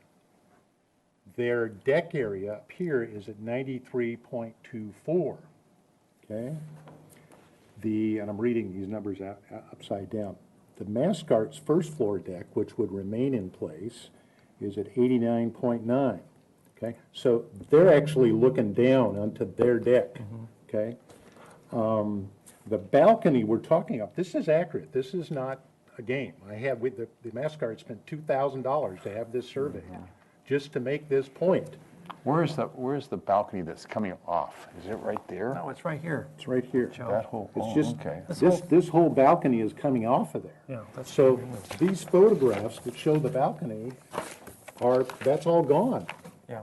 So the Juliet balcony, which is 3 feet, and it's going to be less by the time you get the railing in there, the chair you're sitting on is 23 inches across, okay? Yeah, see, this balcony's already So taken off. that chair is 23 inches. 36 inches is right here, guys. We're not talking about a huge deck. So the neighbor objecting to a couple of people that might stand out on this deck on occasion, or even a chair out there, they have to go to the complete edge of that balcony to actually look at this balcony. That's why I drew what I drew. This is accurate, okay? Thank you, Mr. Sweeney. Anyone else have any questions? So you're being asked to take that balcony off, Yes. not because it's in the setback or any code violation, it's just purely privacy. It's a courtesy. It's a courtesy. It was a request from And a our- request from this board. You voted against requiring it. us to do that. The other members of the board voted to I remember now. require the Mass Guards to take the deck and the staircase down. Yeah.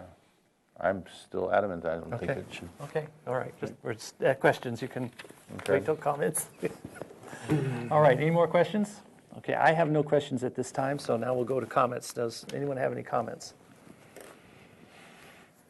Joe? I'm still against it. I think that the balcony should stay. I mean, it wasn't, again, clarify, it was put up without a permit. The second floor deck was put up without a permit. That And was they're- why it and was they in front of you. have the windows, were windows in, when the balcony was put up, were the windows installed at that time to come out on that balcony? I'm assuming it was based on the choreographing of the logistics of the permits pulled. There's been several permits over the years pulled in this house, so just trying to figure that all out. So I'm assuming that's what occurred, just based on the permit number, permit dates. And also we'll address the hedge issue if you want in a moment. Mr. Chair, or can I comment? Yeah, please. I just want to point out two principles that you should evaluate before you make a decision. One is as-built alterations should be treated as new improvements, whether they're existing and completed already. There was a question about rails. So if the rails were not permitted, you have the ability to weigh in on those rails for consistency purposes. And so you can point that out. And then secondly, the issue of fairness does come up occasionally with respect to what's consistently occurred in the neighborhood. And unfortunately, and some people don't understand this, there are different eras where the improvements have been approved. Some often predated these stronger privacy general guidelines for good neighbor policies. Yes. And so depending on when the deck was approved, you could have had them predate our current guidelines. So what I wanted to stress out is that typically it's almost unavoidable in the Riviera on the hillside to not impact some degree of privacy if you want to have a deck. The question is, it is a fair approach, and in some cases our staff hearing officer does weigh in to some degree by asking that as-built conditions be corrected, and this is what happened here, that there was an actual request to make the deck smaller, therefore pushing away from other neighbors. So that's where we weigh in, but ultimately it's your decision of whether there's equal treatment between property owners. Got it. Thank you very much. Any other questions or comments, I mean? I'll comment, yes, but I think that you've certainly gone above and beyond by removing the first floor deck, and that the survey illustrates the reality of the situation, and I can be in support of all the changes now.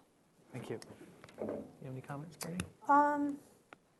Yeah, I do appreciate everybody speaking their point of view, and I'd really like to see somehow at the final hour that there's a meeting of the minds so that everybody's happy. And I think when we make a motion, we should make sure we get something about that, you know, there's been compromise, there's a little give and take, and I think that's important. I have comments, sorry, but I want to go back to Fred. Can you clarify in terms of what you feel about the different rail styles and that The approach? different rail styles? Yeah. You know, at some point, and let's go back and look at these, let's look at the photographs. Yeah. These are existing conditions, and I can tell you what I think with the sequence of events that happened. Let's go to the site plan first. Here. This railing here is that railing. Right. And that got put in, I believe, at the sale of the property, because there was an illegal deck here that was built into the setback. So the seller, prior to selling it to the Mascarts, tore this down and installed that railing. So when they bought the house, that railing was there.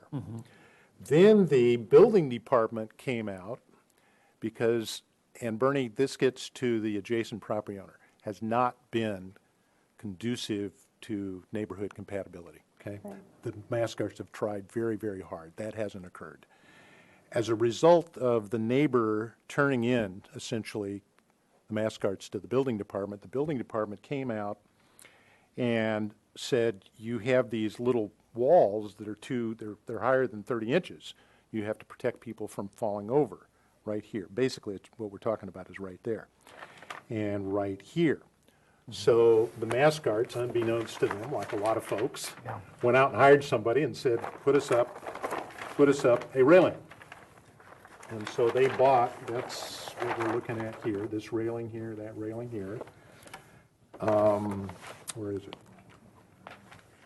There's a couple other It's photographs. like a cable railing? is it No, called? it's a fairly expensive wrought iron steel rail with a piece of so glass in it's it. I mean, these are steel. really, Okay, so designed. there's steel, okay. okay, so they got put in, what the Mascarts didn't realize, they were supposed to do a building permit to put them in, okay? That didn't occur, so when the building department came out, they had this long list of, well, you need a building permit.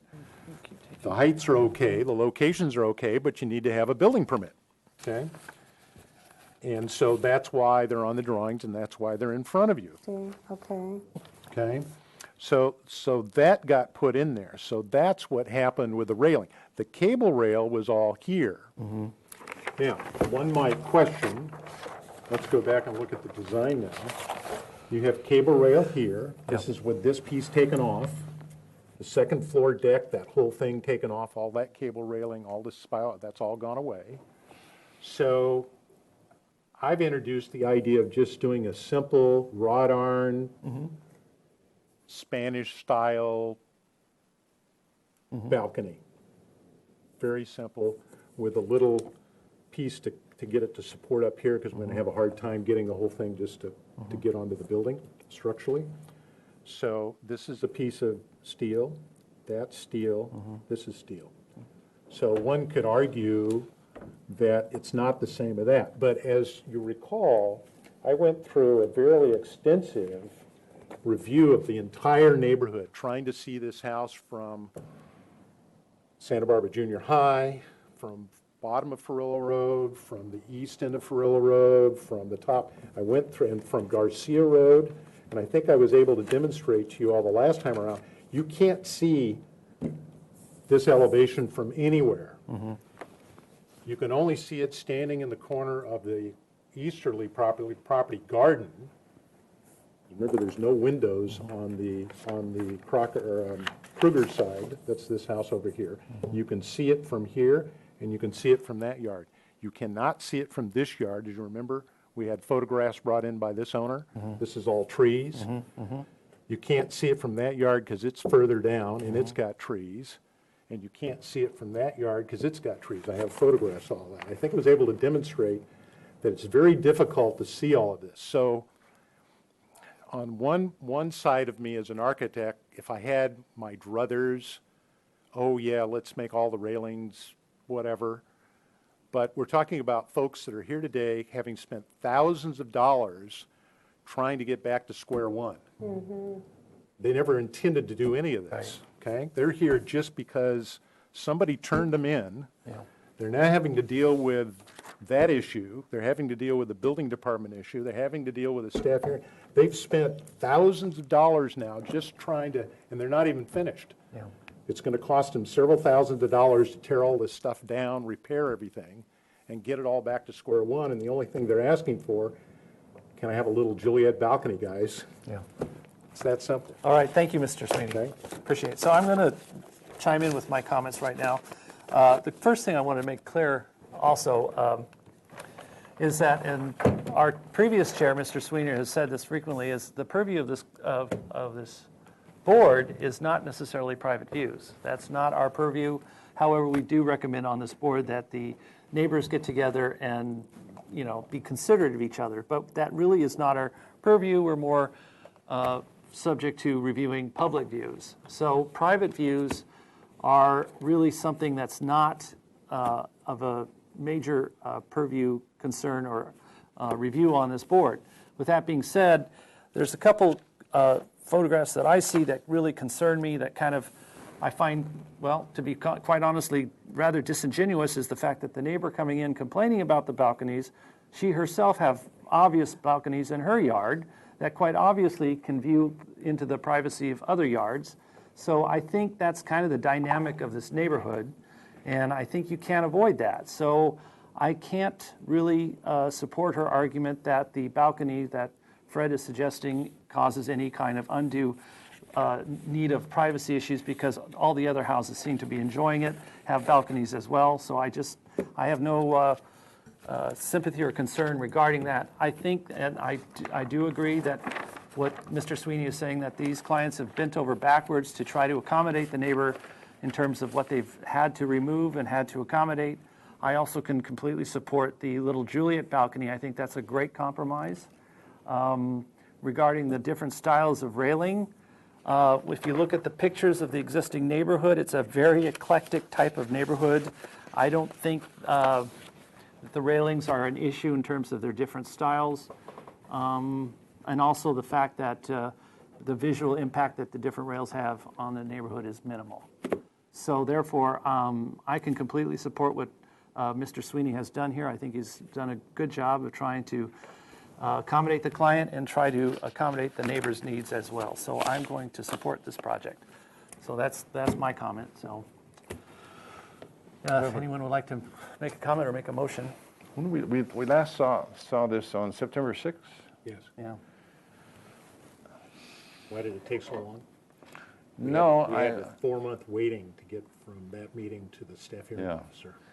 And I objected to it in the first place because I didn't think you should Have to tear the deck down. have to tear the deck down. You did indeed are recommending that the deck go, but you're replacing it with this Juliet little balcony. Correct.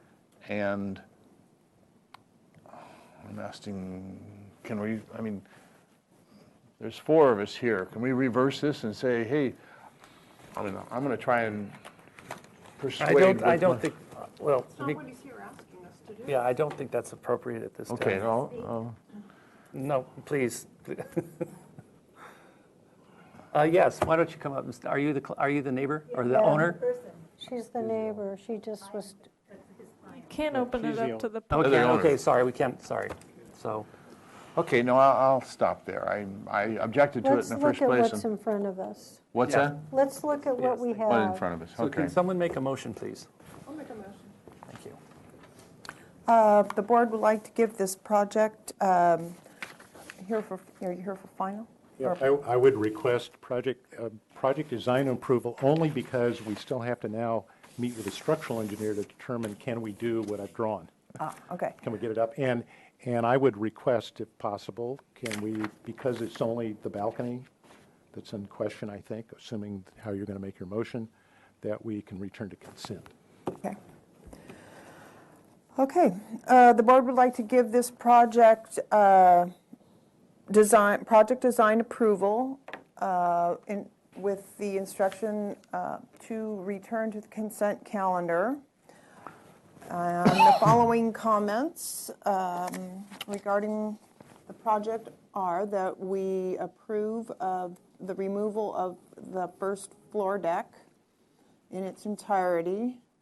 Second floor. Second floor deck. And with replacing it with the 3-foot Juliet balcony is an acceptable solution. That we approve of the proposed new railing style at the Juliet balcony and are not concerned with the other style railing That's on not the, that, okay. on the project. That we're, something about the water pump? No, Why don't you just, you need to make a decision about the front entryway and the solarium. The water pump is just a building Okay, code. that we accept the proposed, leaving the solarium and the front entry the way they are. And that, what were we going to do about the hedge? That we're, nothing about the hedge. Okay. Okay, is that your motion? You'll need to make the NPO findings, please. And that we find,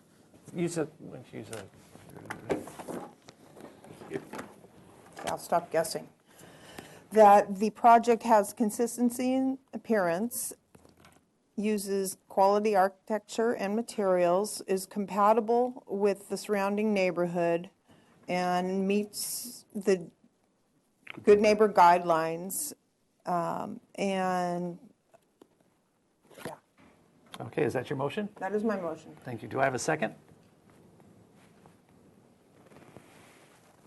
Have a second? If we don't have a second, we're going to have to throw that motion out and Okay. recreate a new one. Okay, so who wants to make a new motion? Now, it is in the rules that the chair could make a motion too, but what would you guys like to do?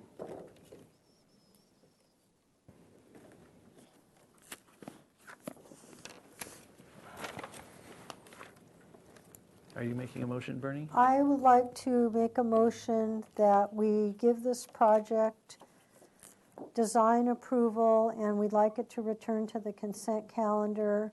We feel that the proposal meets our guidelines. Okay, that's the motion. Do I have a second? Okay, I don't have a second. I second it. I second it. So all those in favor say aye. All those opposed? Aye. Oh, aye. Aye. So there's 3 ayes. All those opposed? No, you'll need to make NPO findings if you're giving a project. You didn't really give it any findings or anything. Can I ask for the record, what was the objection to the first motion? What was Just- specifically? Mine was just, didn't seem like really logical. Okay, Yeah, I agreed with what she was saying. but it wasn't seconded. I'm trying to distinguish the difference between this motion and the previous motion. Thank so we you. can- Thank you, Jaime. Kathleen, can you please repeat the first motion so we can hear it? Project design approved with finding that the neighborhood preservation ordinance criteria have been met as stated in subsection 2269 of OFO. The City of Santa Barbara Municipal Code and continue to the consent with the comments. Yes. The board had positive comments regarding the project consisting in appearance, neighborhood compatibility, appropriate quality of architecture materials, and follows good neighbor guidelines. The board approves the removal of the second floor deck to replace with the Juliet balcony, approves the second floor balcony railing design, and understands and accepts that the solarium and the front entry are to remain as they are. That sounds good. Okay, why wasn't that seconded? But she Yeah, so didn't do- have all that stuff. Okay. I will did. second, I I will mean, second it. Guys, I will just second it. second, I will okay. second it. So- It did, but it just wasn't flowing. I will as second. It was not eloquently as second. I will hers. second it. Guys, Just have to okay, sort so it it's out. been seconded by Joe Matisha. All those in favor say aye. Aye. Aye. Aye. Opposed? Abstentions? The ayes carry it. Thank you. Thank you. Sorry to make it so tough. All right. Did I rescind? Mr. Chair, you can, Let's assume that I- failed. you could go ahead. Okay. It didn't get Okay, signed. I'd like to, that was the final project for this design board. I'd like to adjourn this meeting for April 3rd. Thank you very much. I never had the least notion that I could fall with so much emotion.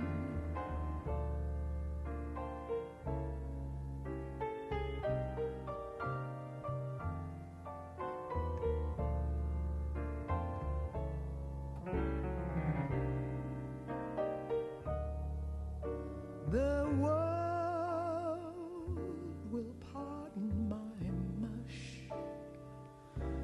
Oh, I know because I've got a crush. My baby on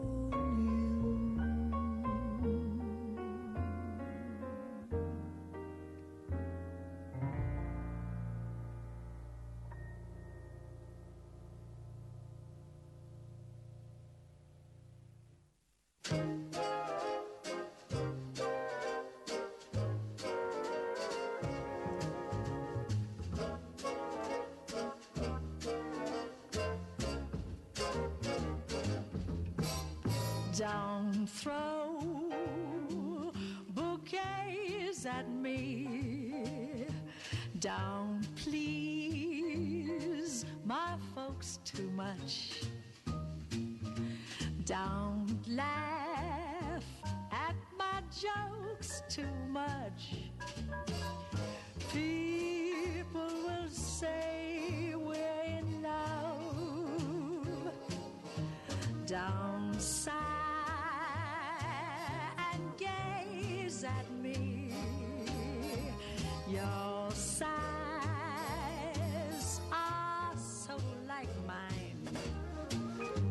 Your eyes mustn't glow like mine. People will say we're in love. Don't start collecting things. Give me my rose and my glove. Sweetheart, they're suspecting things. People will say we're in love.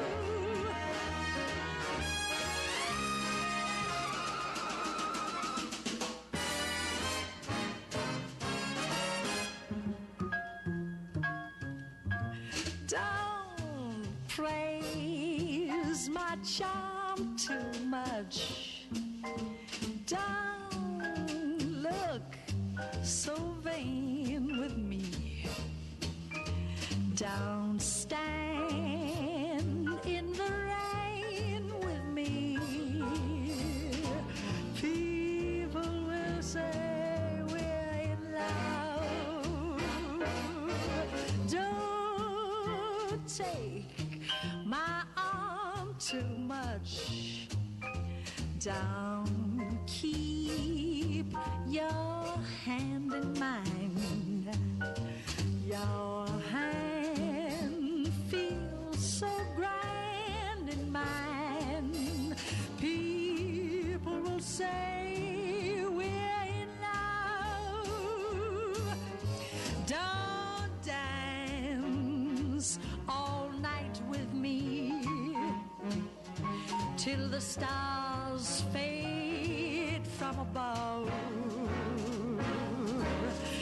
They'll see it's all right with me. People will say we're in love.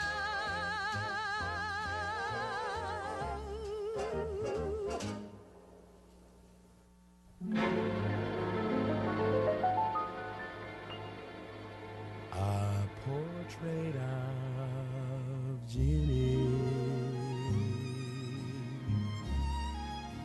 more precious to me.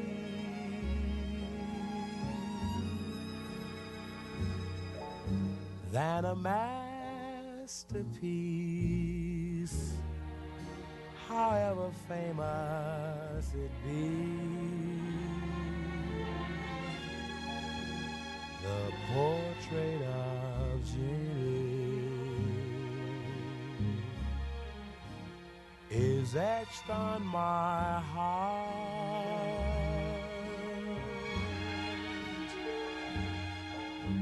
where her features have been sketched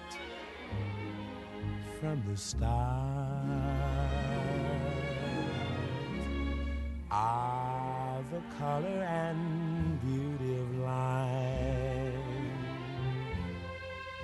and the glow of her spirit divine,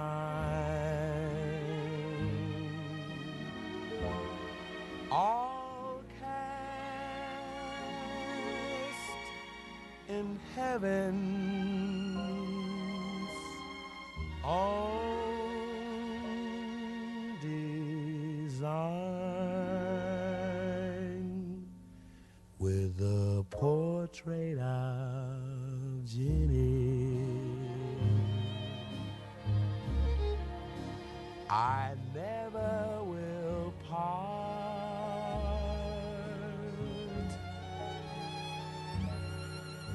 for there isn't any portrait of Jenny except in my heart.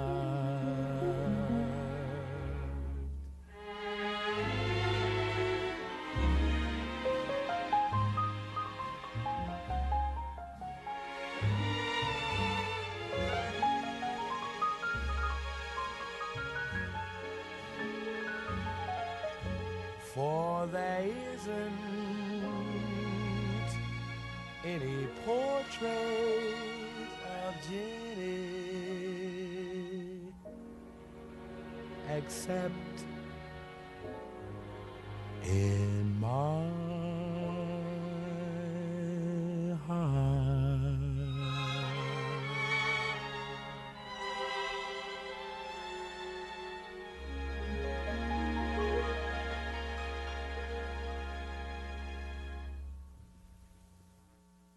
Boo-doo-doo-doo-doo-dee-ya, boo-doo-doo-be-doo-dee-ya, boo-doo-doo-doo-doo-dee-ya, boo-be-doo-be-doo-be-doo-ah. Gonna take a sentimental journey, gonna set my heart at ease, gonna make a sentimental journey to renew old memories. Got my bag, I got my reservation, spent each dime that I could afford. Like a child in wild anticipation, long to hear that all aboard. 7, that's the time we leave at 7. I'll be waiting up for heaven, counting every mile of railroad track that takes me back. Never thought my heart could be so yearny. Why did I decide to roam? Gotta take this sentimental journey home. 7, that's the time we leave at 7. I'll be waiting up for heaven, counting every mile of railroad track that takes me back. Never thought my heart could be so yearny. Why did I decide to roam? Gotta take this sentimental journey home. Doo-doo-doo-doo-doo-dee-ya, doo-doo-doo-dee-dee-ya, doo-doo-doo-doo-dee-da, sentimental journey home. For it's a long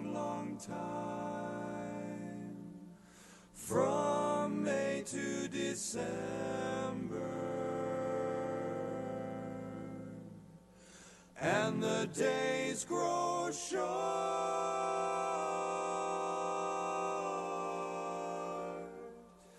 when you reach September, and the autumn weather turns the leaves to flame.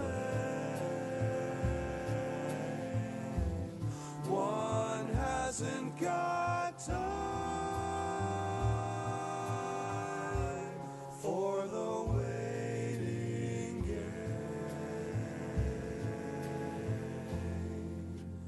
and the days dwindle down to a precious few.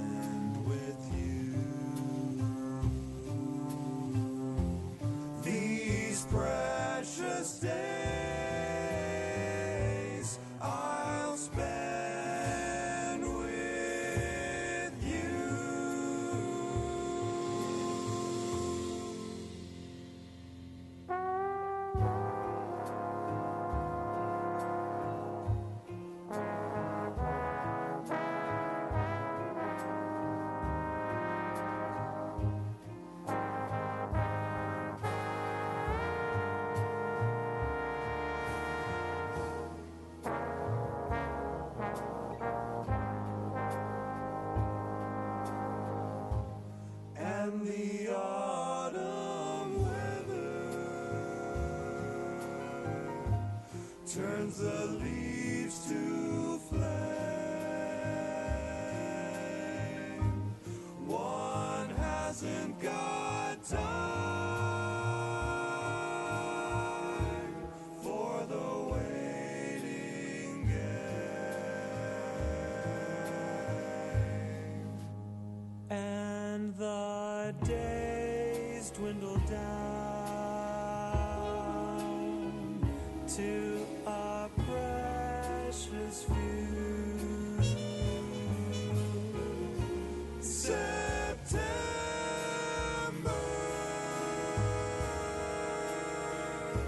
November, and these few precious days I'll spend with you. These precious days I'll spend with you. Do, do, do, do, do, do. Do, do, do, do, do.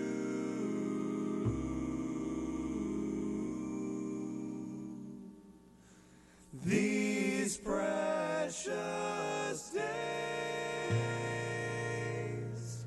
I'll spend with you.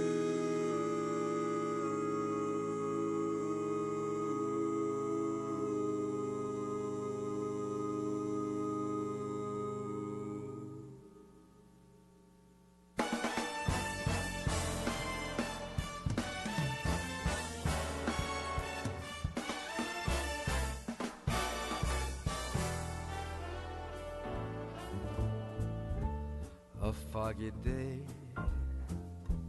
in London town had me low, had me down. I viewed the morning with such alarm. British Museum had lost its charm. How long, I wondered, could this thing last? But the age of miracles hadn't passed, for suddenly I saw you there, and through foggy London town the sun was shining everywhere.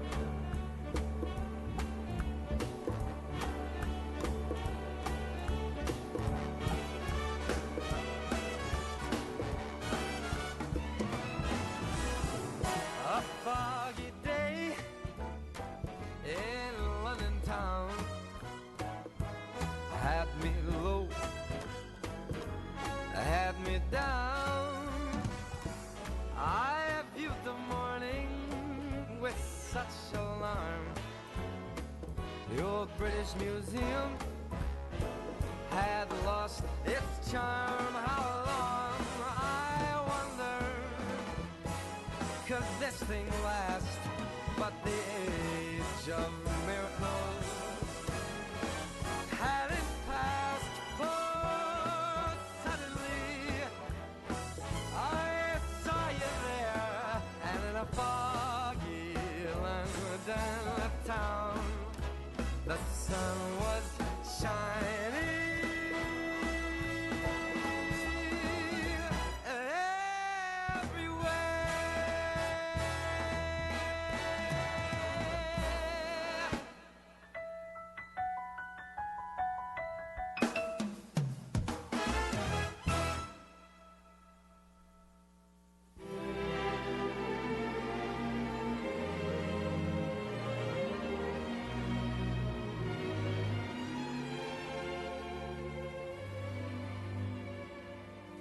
Spring will come and grass will grow, the brooks will hum with melted snow. If love is good to me, clouds will cry and rain will fall, the earth will sigh and drink it all. If love is good to me, there always will be skies of blue above me. Just as long as Mother Nature makes you love me, leaves will fall from winter's chill, and I'll recall the summer thrill that once you gave to me.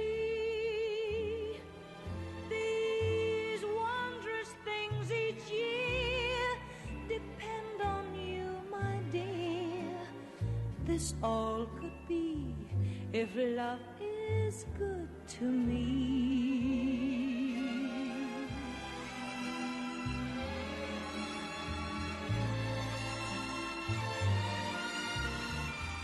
If love is good to me.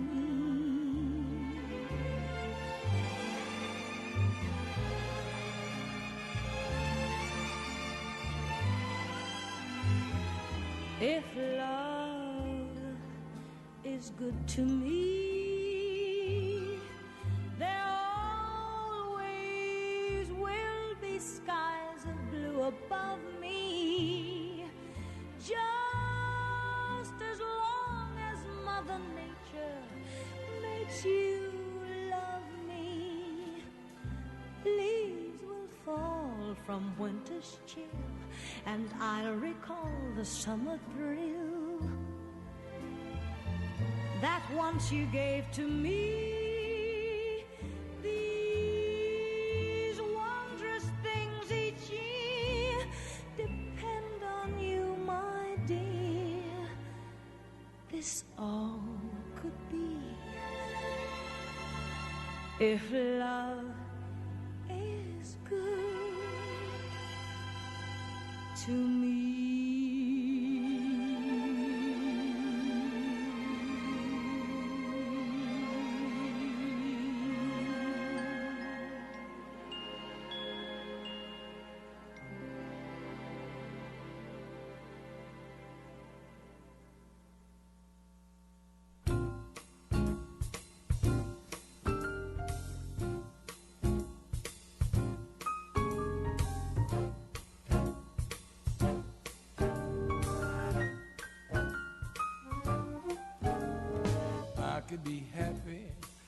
could be sad, I could be good, maybe bad. It all depends on you.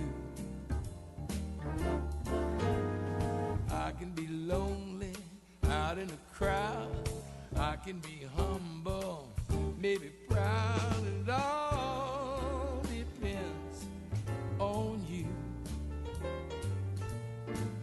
Well, I could save money or spend it, go right on living, or end it. You're to blame, baby, for the things that I do. I know that I'd be a beggar or maybe a king. I could be almost any old thing. It all depends on you.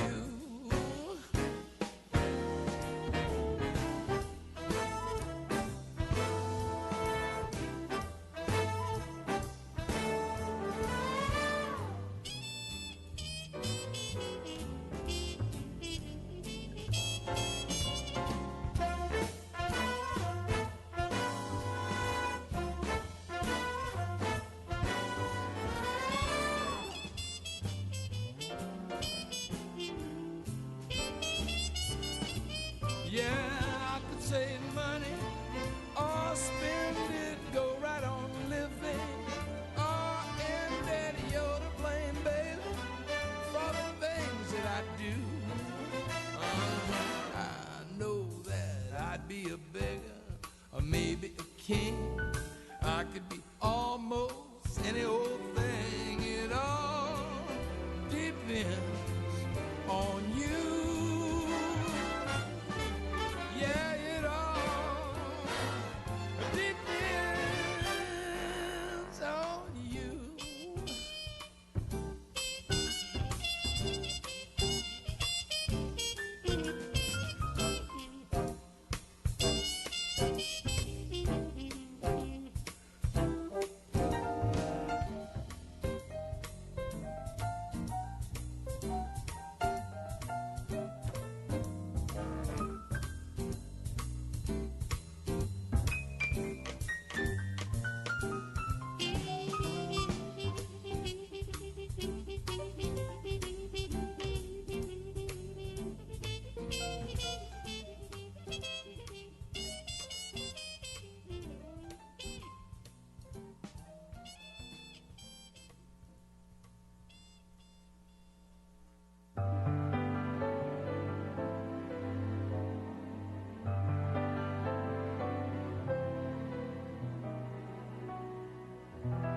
My funny Valentine,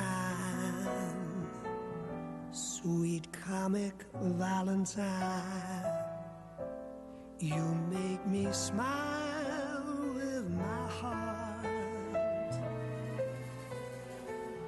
Your looks are laughable, unphotographable, yet you're my favorite work of art.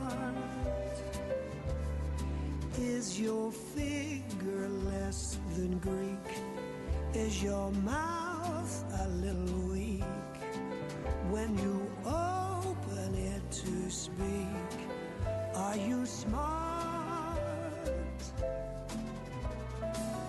But don't change a hair for me, not if you care for me. Stay, little Valentine, stay. Each day is Valentine's Day.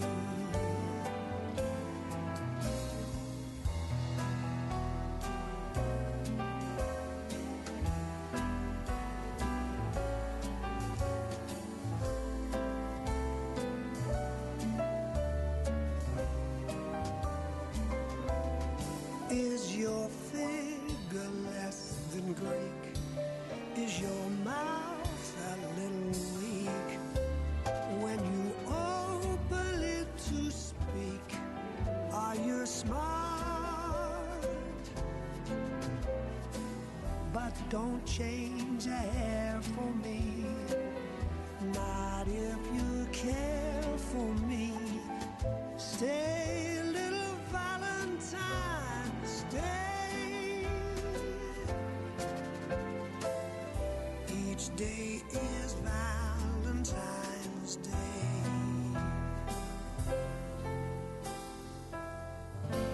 Each day is Valentine's Day.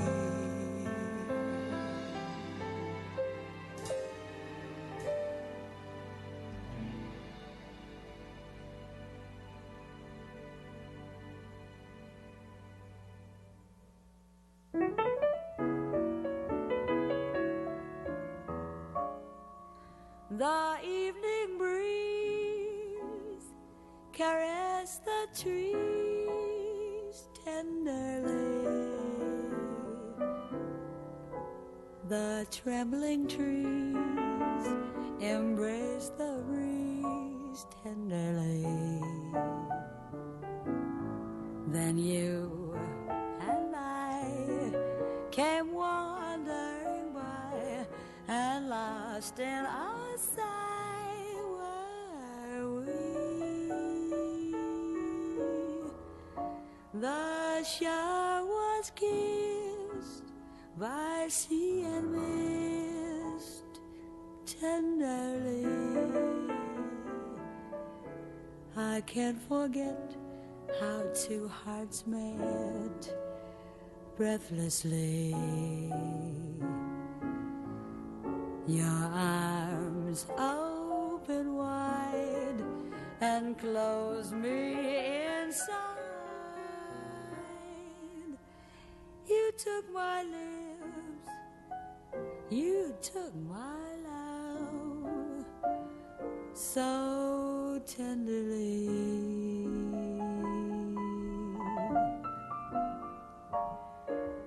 The evening breeze caress the trees tenderly.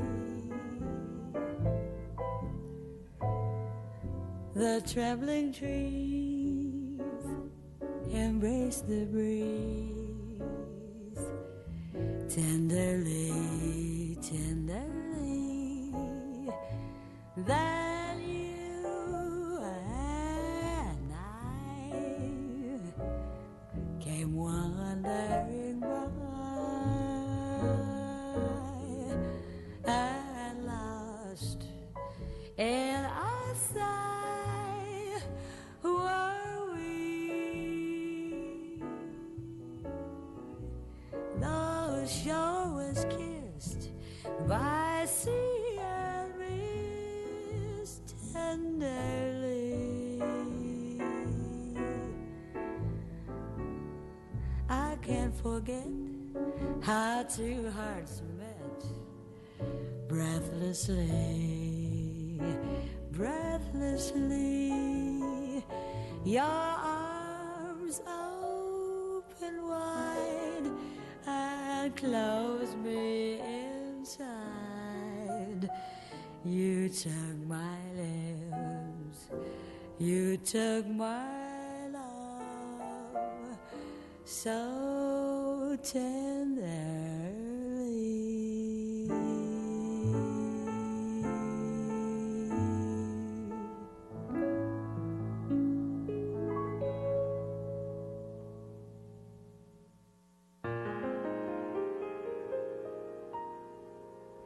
I've been a roaming Juliet, my Romeos have been many, but now my roaming days have gone. Too many irons in the fire is worse than not having any. I've had my share, and from now on, I'm putting all my eggs in one basket. I'm betting everything I got on you. I'm giving all my love to one baby. Heaven help me if my baby don't come through. I've got a great big amount saved up in my love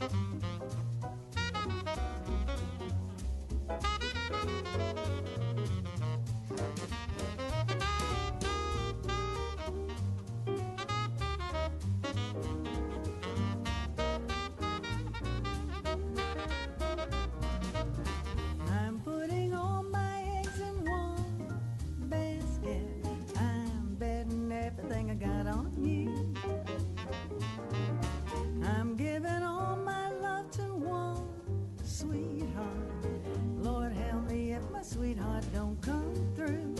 I've tried to love more than one, finding it just can't be done. Honey, there's one I like to when I try to be true to. So I'm putting all my eggs in one basket. I'm betting everything I got on you. I'm betting everything I got on you.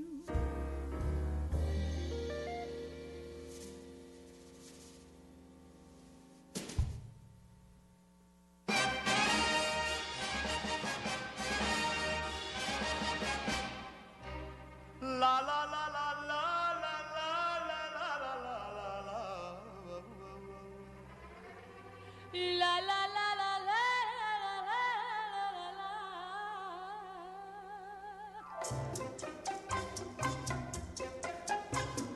Bésame, bésame mucho. Each time I cling to your kiss, I hear music divine.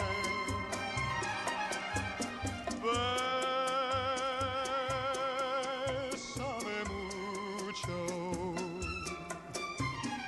Hold me, my darling, and say that you'll always be mine. This joy is something new, my arms enfolding you. Never knew this thrill before. Whoever thought I'd be holding you close to me, whispering, it's you I adore. Dearest one, if you should leave me,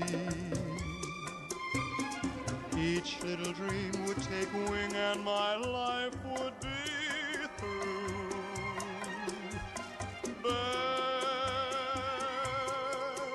Bésame mucho. Love me forever and make all my dreams come true. Bésame, bésame mucho, como si fuera esta noche la última vez. Bésame mucho, que tengo miedo perderte otra vez. Quiero tenerte muy cerca, mirarme en tus ojos, verte junto a mí. Piensa que tal vez mañana yo ya estaré lejos, muy lejos de ti. Which means, dearest one, if you should leave me, each little dream would take wing and my life would be through. Bésame, bésame, bésame mucho. Love me forever and make all my dreams come true.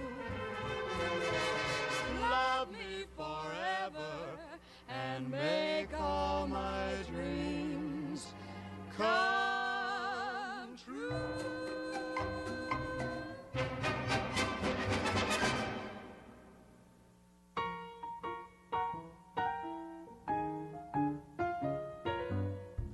Don't want my mammy, I don't need a friend. My heart is broken, it won't ever mend. I ain't much caring just where I will end. I must have that man. I'm like an oven that's crying for heat. He treats me awful each time that we meet. It's just unlawful how that boy can cheat. But I must have that man. He's hot as Hades. A lady's not safe in his arms when she's kissed.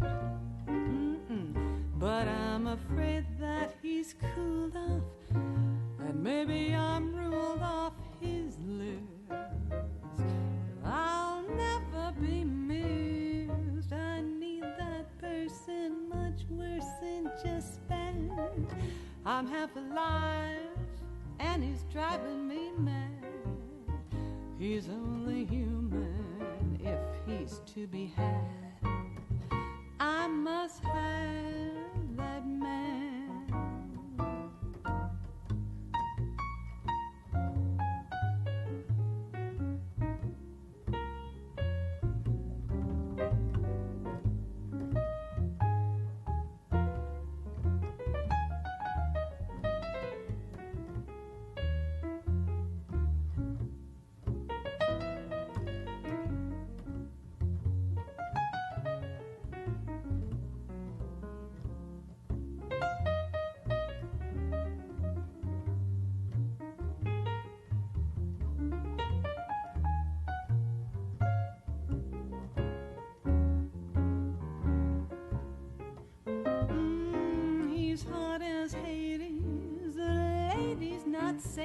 in his arms when she's kissed.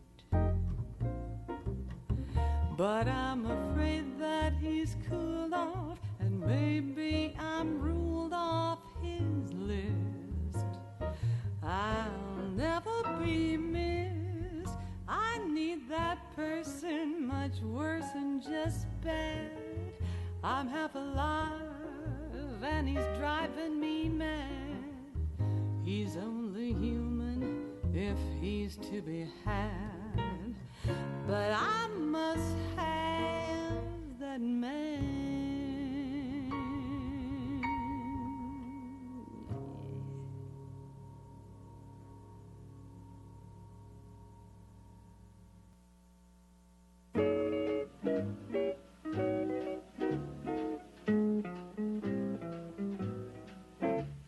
The touch of your lips upon my brow, your lips that are cool and sweet, such tenderness lies in their soft caress. My heart forgets to beat. The touch of your hands upon my head, the love in your eyes, a shine, and now at last the moment's divine, the touch of your lips on mine.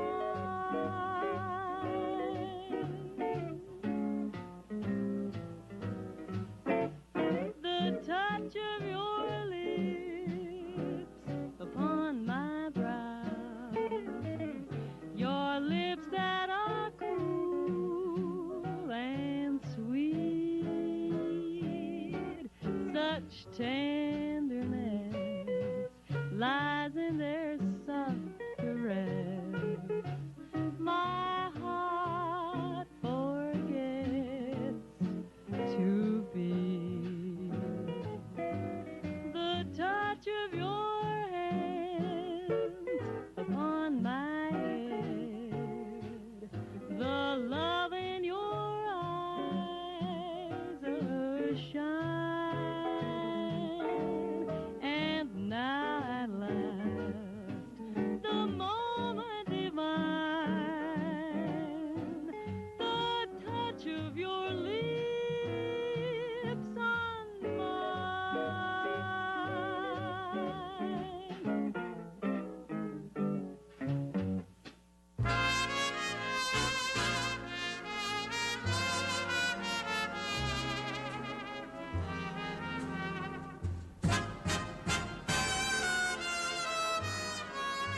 I'm crazy to love you, crazy to care like I do, when obviously you've been treating me the same as the others you knew. I don't really blame you, much as I'm blaming myself for starting with you when I always knew I'd end up right back on the shelf. I should have known you'd never love me, much less love anyone at all. I should have known you'd place yourself above me the minute you made me fall.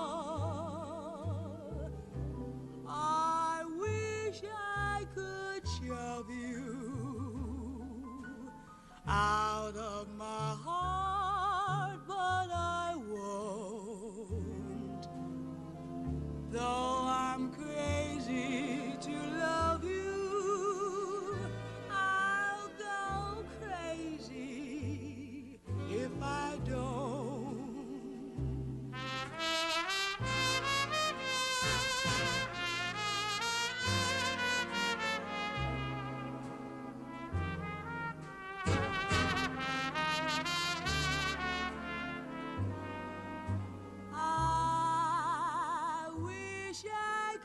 shove you out of my heart, but I won't. Though I'm crazy to love you, I'll go crazy, crazy, crazy over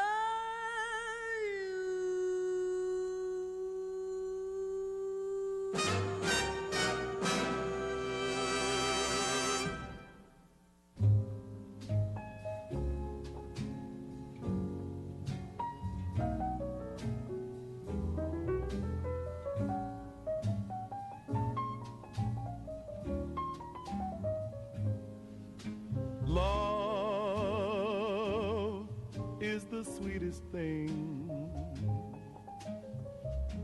What else on earth could ever bring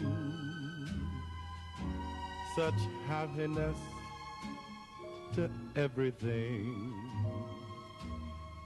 as love's old story? Love is the strangest thing. No song of birds upon the wing shall in our hearts more sweetly sing than love's old story. Whatever hearts may desire, whatever fate may send, this is a tale that never will tire. This is the song without end.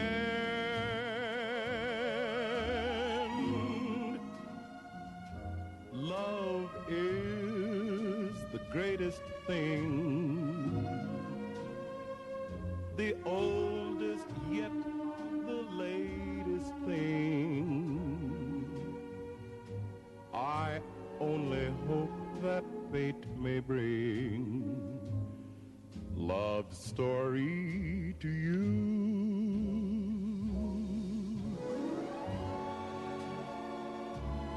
Whatever hearts may desire, whatever fate may send, this is a tale that never will tire. This is the song without end.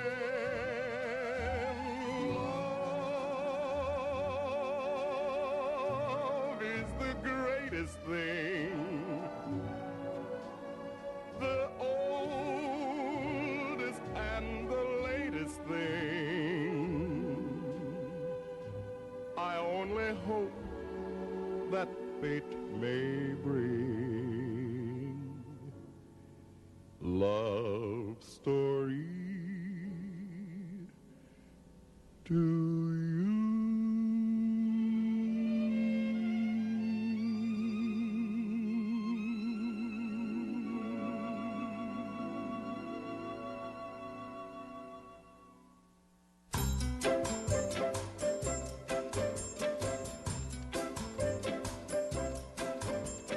Tall and tan and young and handsome, the boy from Ipanema goes walking, and when he passes each girl he passes goes.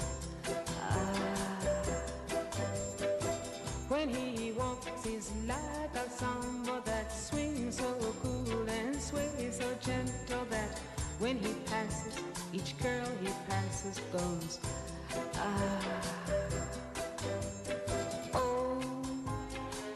But I watch him so sadly. How can I tell him I love him? Yes, I would give my heart gladly.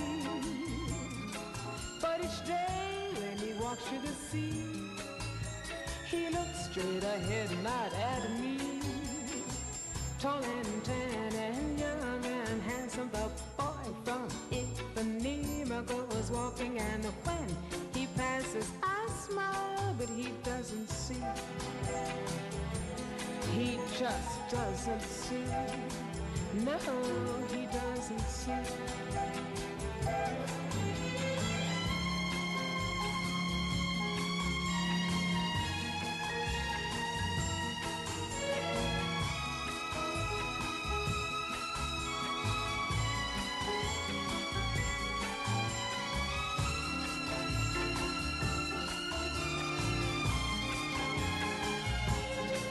But each day when he walks to the sea, he looks straight ahead, not at me. Tall and tan and young and handsome, the boy from Ipanema goes walking, and when he passes, I smile, but he doesn't see. He just doesn't see. No, he doesn't see. He just doesn't see. No, no, no, he doesn't see.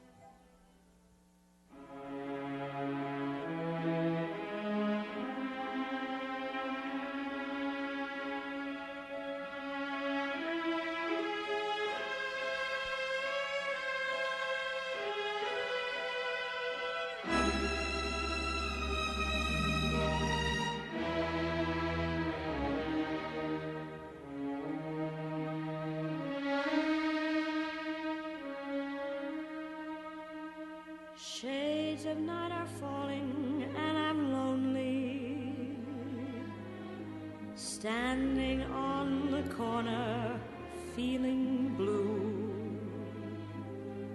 Sweethearts out for fun pass me one by one. Guess I'll wind up like I always do, with only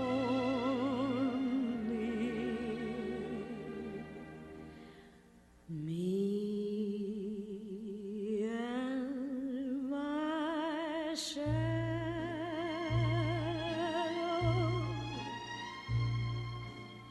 strolling down the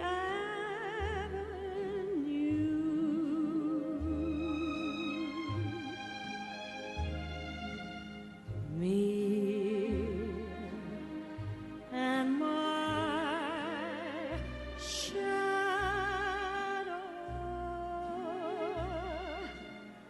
not a soul to tell our troubles to, but when it's 12 o'clock, we climb the stair.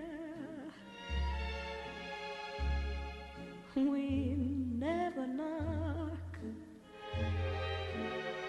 'cause nobody's there, just me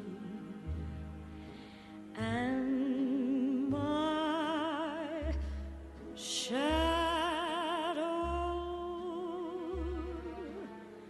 all alone and feeling blue. And when it's 12 o'clock, we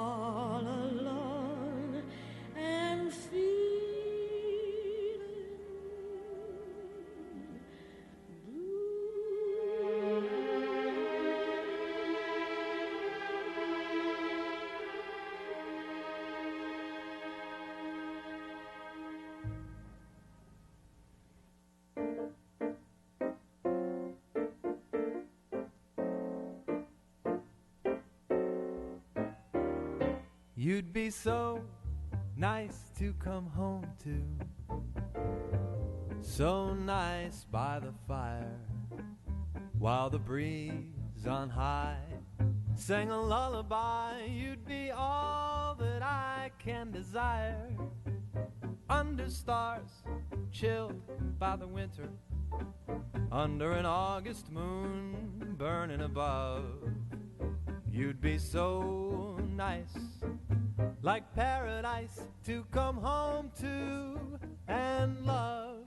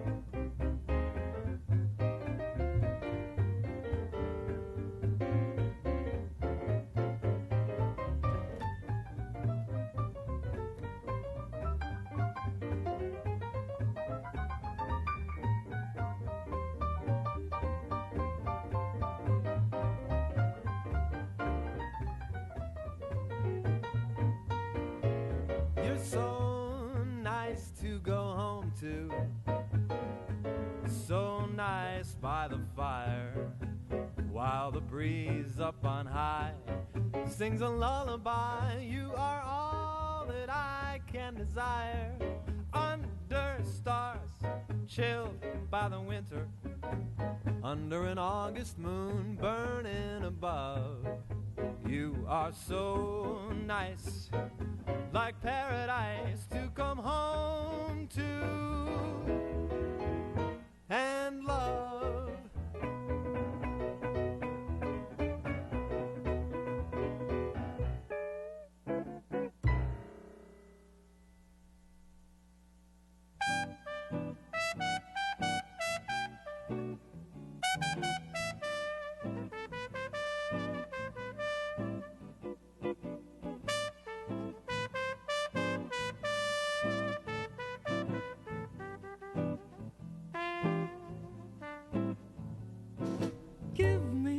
Kiss to build a dream on, and my imagination will thrive upon that kiss.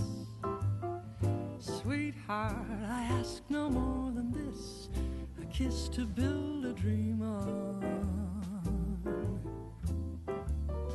Give me a kiss before you leave me, and my imagination will feed my hungry heart. Leave me one thing before we part, a kiss to build a dream on.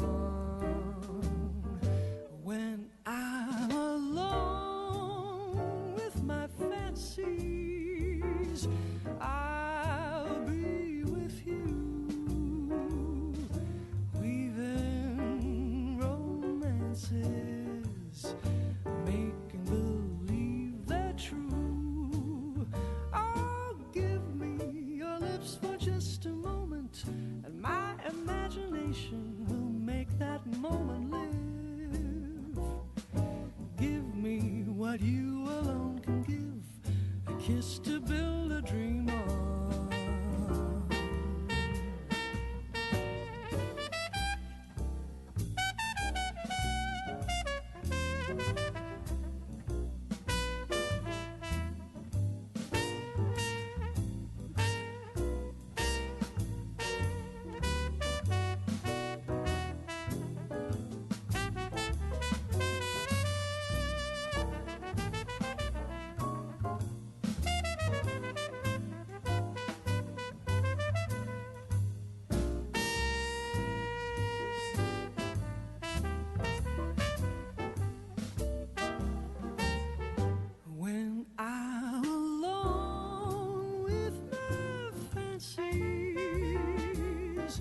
I'll be with you.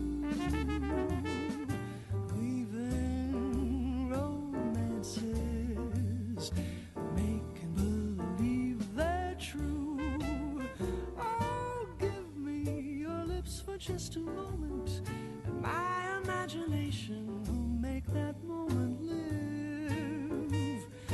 Give me what you alone can give, a kiss to build a dream on.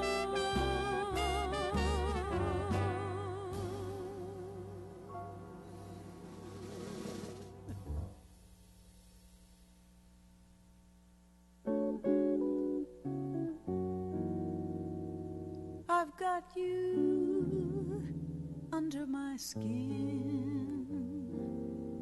I've got you deep in the heart of me. So deep in my heart, you're really a part of me.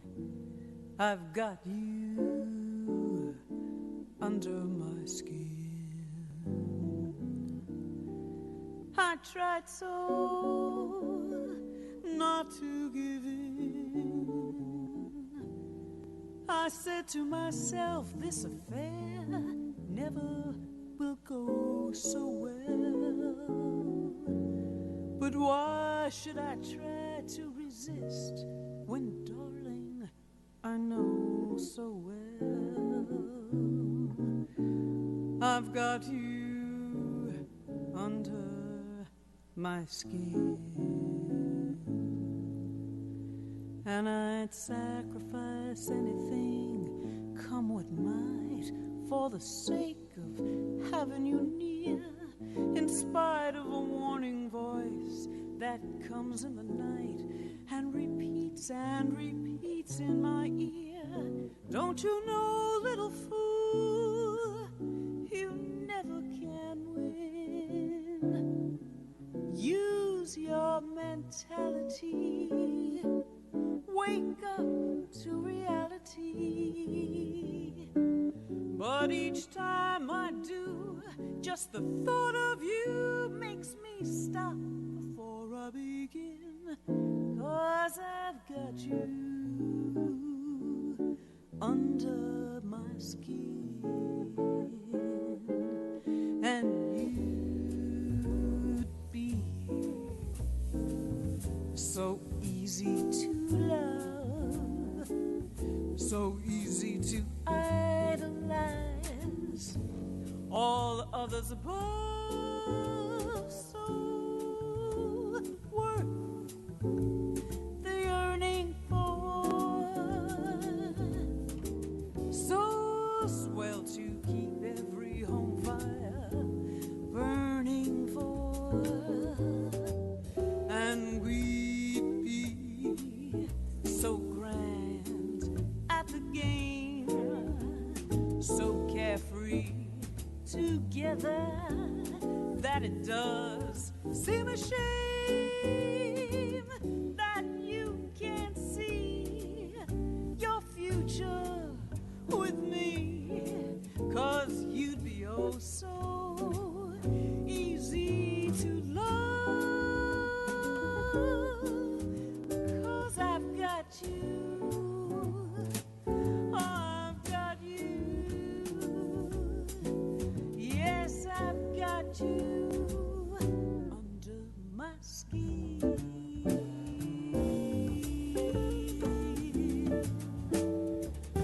under my skin.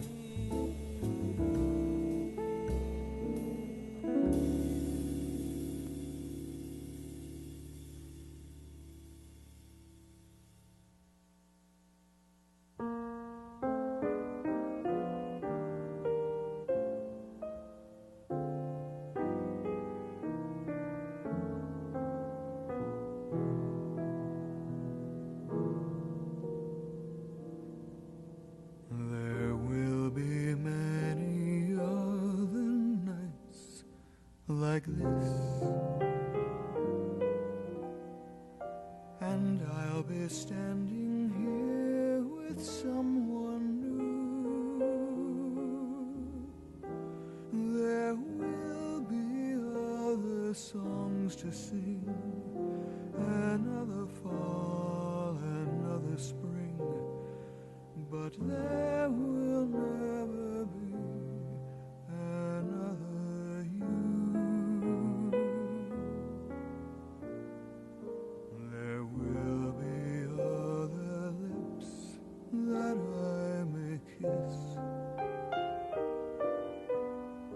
but they won't thrill me like yours used to do. Yes, I may dream a million dreams, but how can they come true if there will never ever be another you?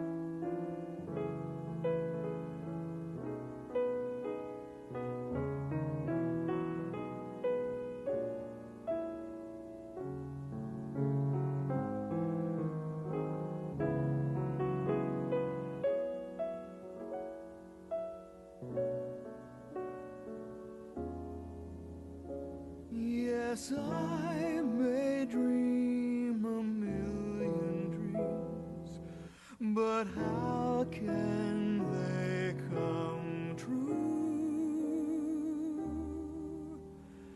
if there will never ever be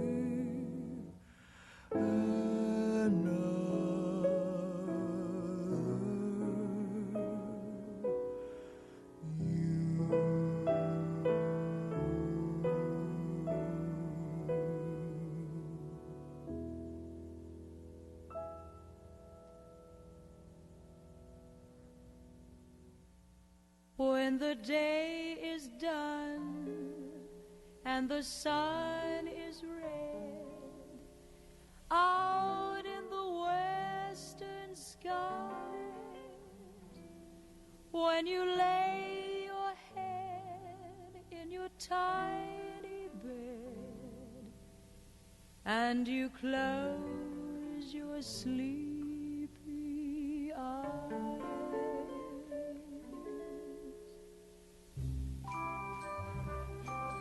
hear my lullaby in rhythm, dream your dreams and wander with them. Evening dreams will come and take you through the night. To my lullaby in rhythm, all the breezes sigh in rhythm. Rest my love, let nothing wake you till the light. Stars dance while the shadows creep. The moon man's gonna swing you up high, swing you to sleep.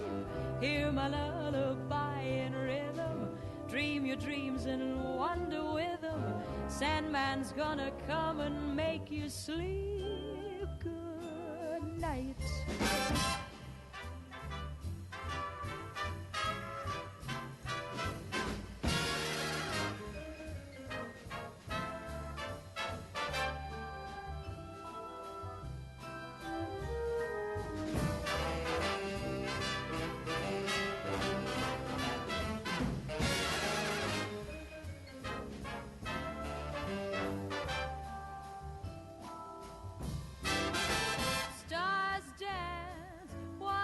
Shadows creep.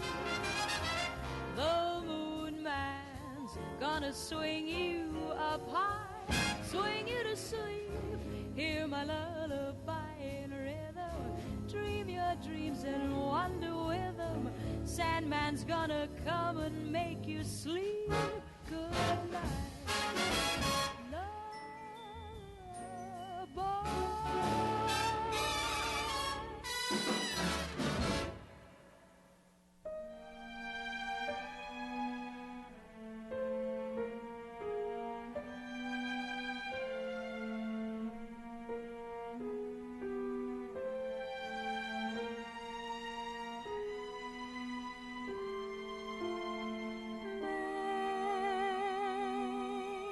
someone happy. Make just one someone happy. Make just one heart the heart you sing to. One smile that cheers you, one face that lights when it nears you, one man you're everything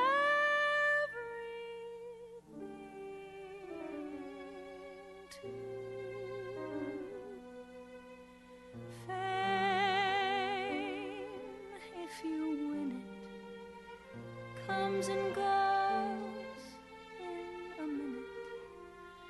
Where's the real stuff in life to cling to? Love is the answer. Someone to love is the answer. Once you found him, build your world around him. Make someone happy. Make just one someone happy. And you will be happy too.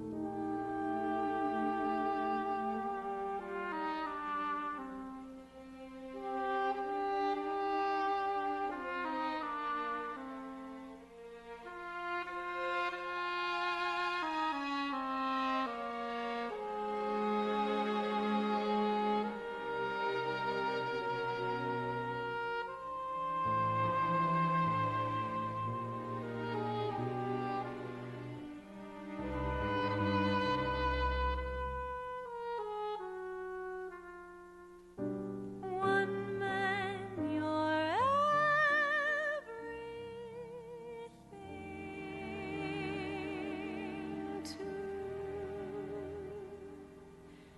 Fame, if you win it, comes and goes in a minute. Where's the real stuff in life to cling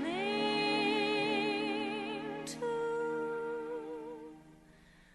Love is the answer. Someone to love is the answer.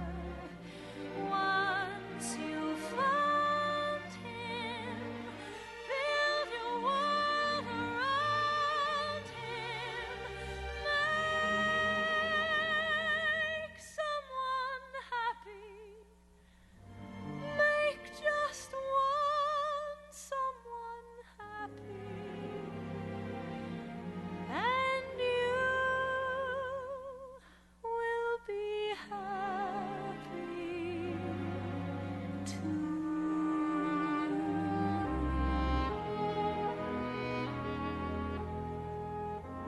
And you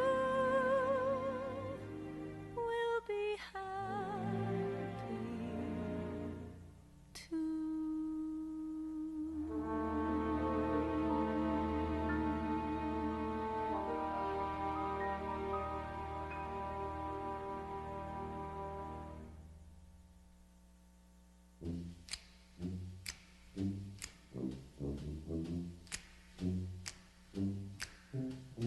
Once in love with Amy, always in love with Amy, ever and ever fascinated by her, sets your heart on fire to stay. Once you're kissed by Amy, tear up your list, it's Amy. Ply her with bonbons, poetry and flowers, moon a million hours away. You might be quite the fickle-hearted rover, so carefree and bold. Loves a girl and later thinks it over, and and just quits cold.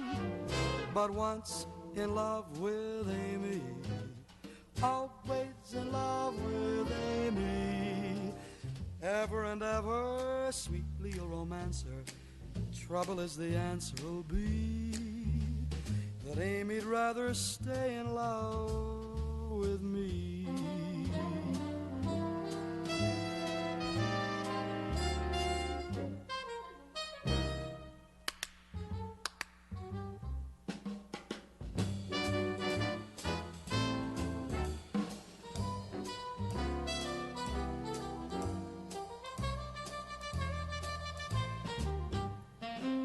Once in love with Amy, always in love with Amy.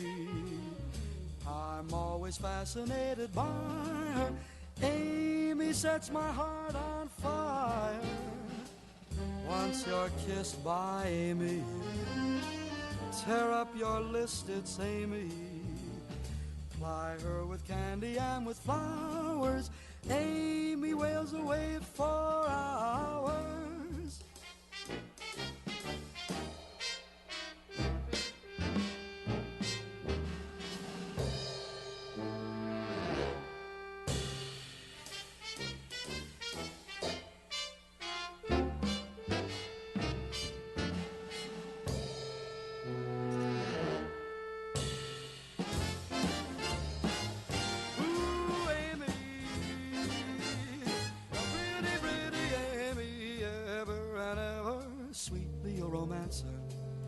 Trouble is the answer will be that Amy'd rather stay in, Amy'd rather stay in, Amy'd rather stay in love with me. Little Amy's in love with me, boy.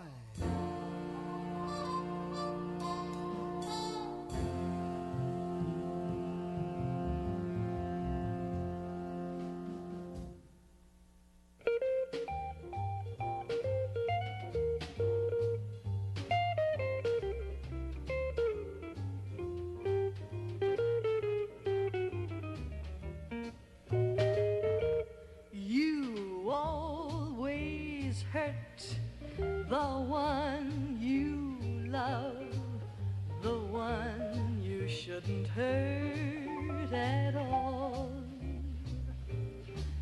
You always take the sweetest rose and crush it till the petals fall.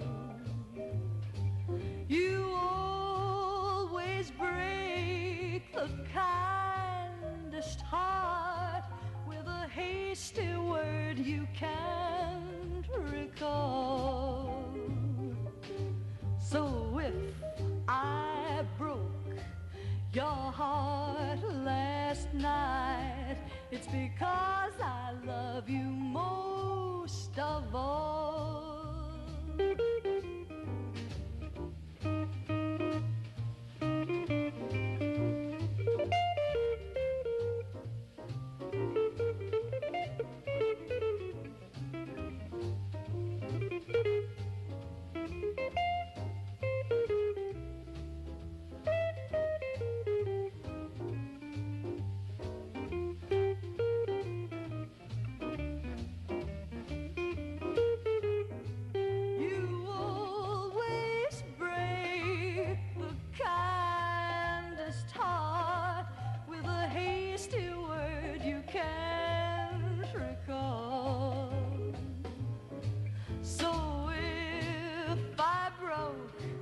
Your heart last night, it's because I love you most of all. It's because I love you most of all.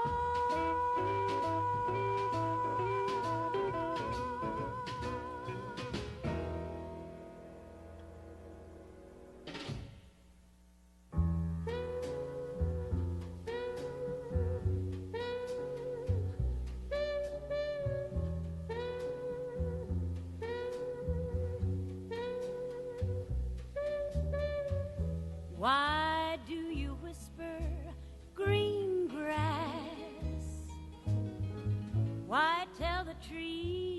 what ain't so.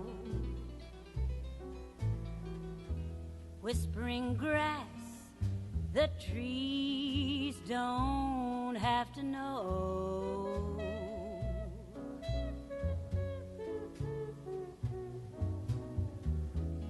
Why tell them all your secrets?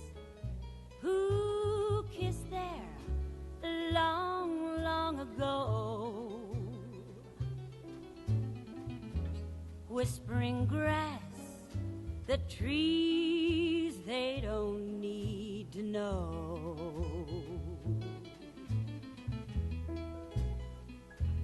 Now don't you tell it to the breeze, 'cause she will tell the birds and bees, and everyone will know, because you told the blabbering trees. Oh yes, you told them once before. So it's no secret anymore.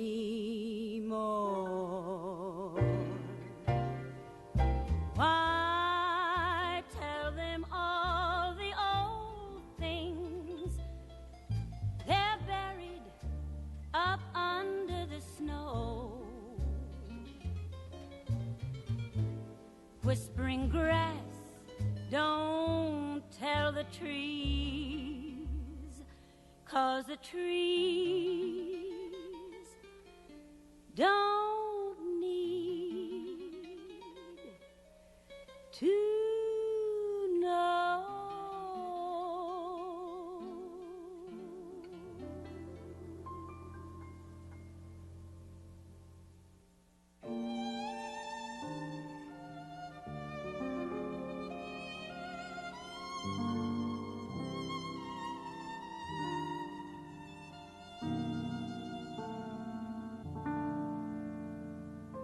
Turn off that charm, I'm through with love for a while. I'm through and yet you have a fabulous smile. So if I forget,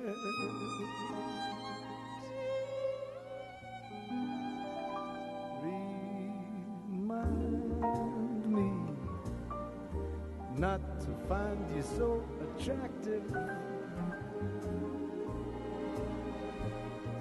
Remind me that the world is full of men. When I start to miss you, to touch your hand, to kiss you, remind me to count to 10.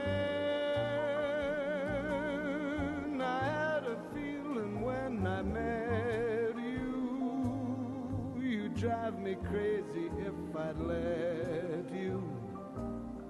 But all my efforts to forget you remind me I'm in love again. I get my heart well in hand, and I'm certain that I can take you or leave you alone.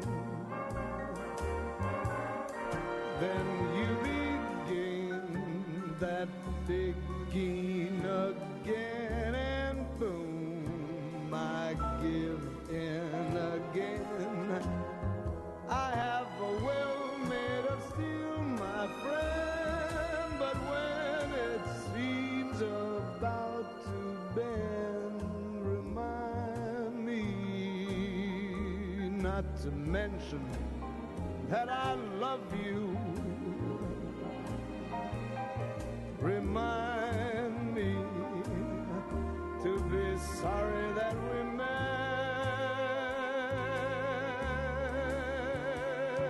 Although I adore you, remind me to ignore you. You're one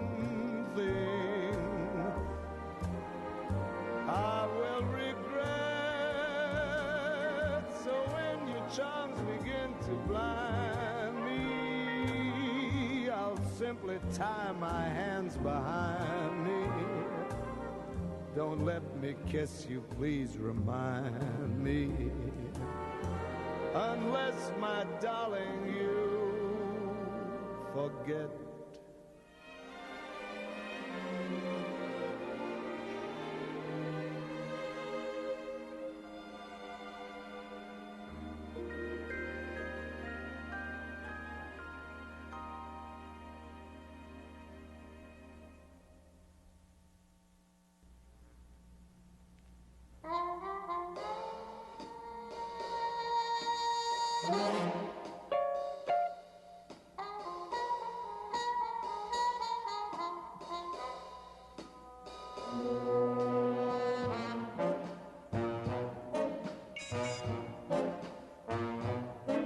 I'm feeling mighty lonesome, haven't slept a wink.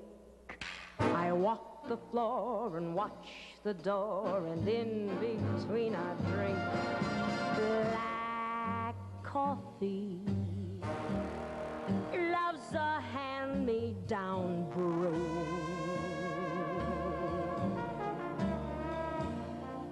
I'll never know a Sunday in this weekday room.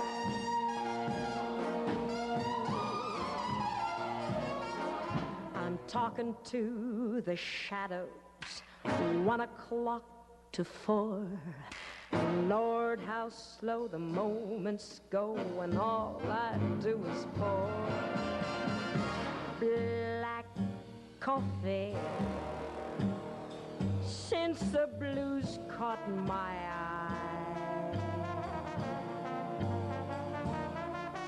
I'm hanging out on Monday, my Sunday dreams to dry.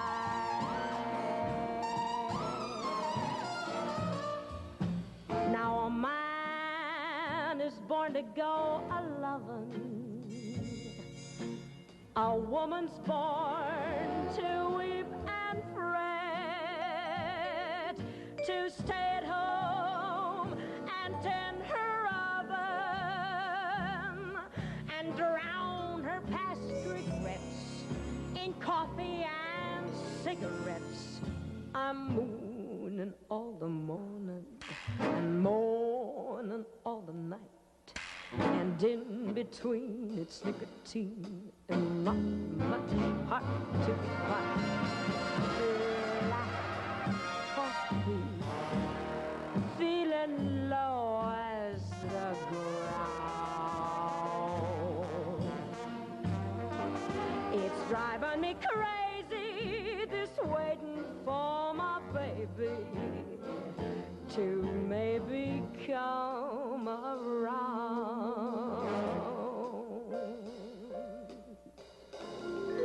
Black coffee.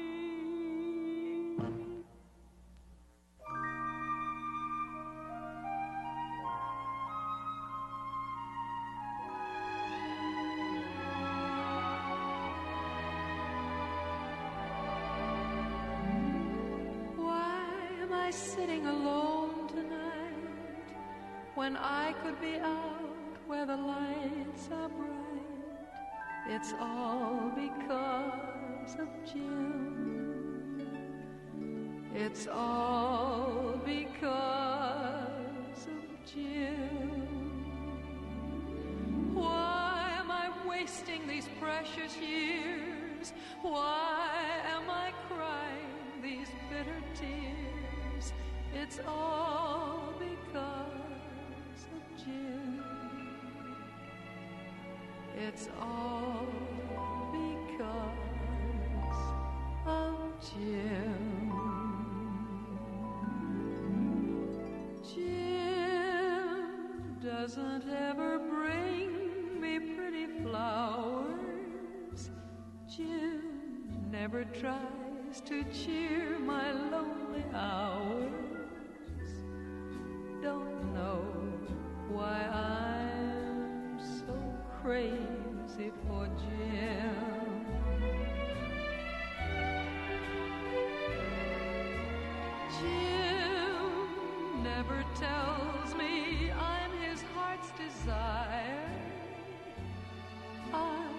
never seemed to set his love afire. Gone are the years I've wasted on him.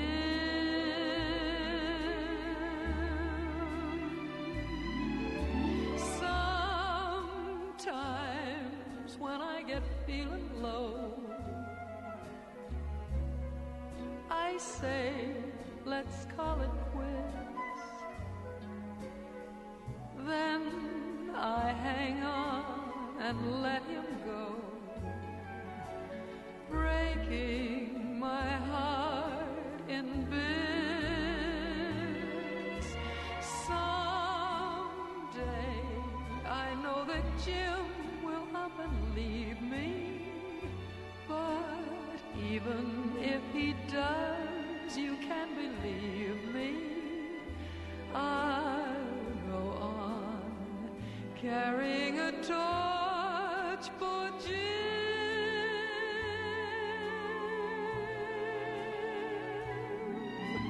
I'll go on carrying a torch for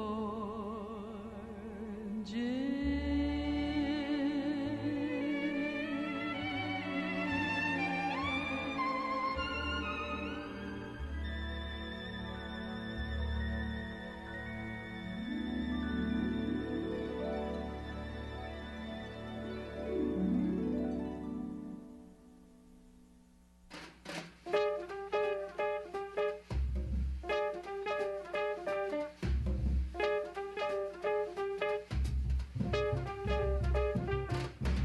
It is only a paper moon hanging over a cardboard sea, but it wouldn't be make-believe if you believe in me.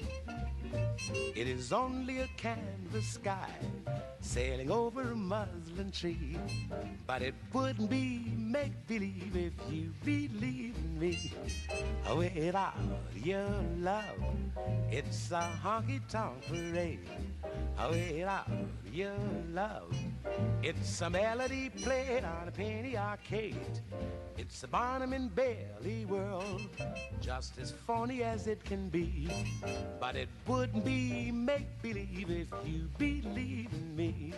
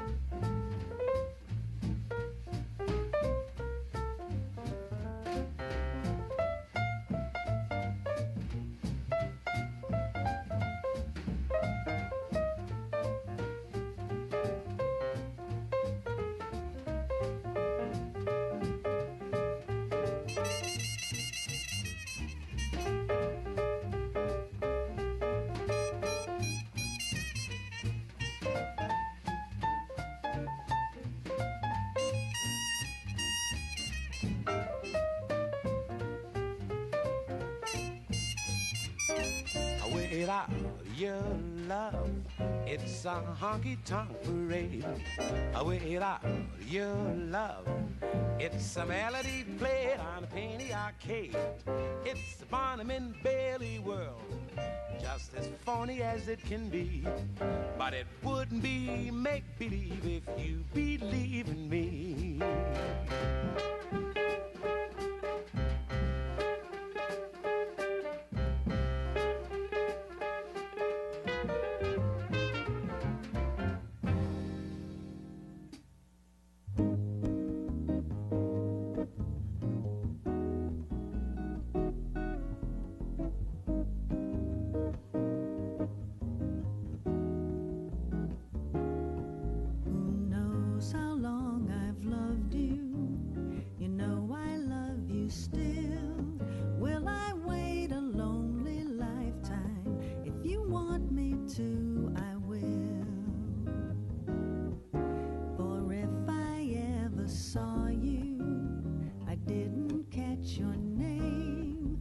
but it never really mattered. I will always feel the same. Love you forever and forever. Love you with all my heart. Love you whenever we're together. Love you when we're apart. And when at last I find you, your song will fill the air. Sing it loud so I can hear you. Make it easy to be near you.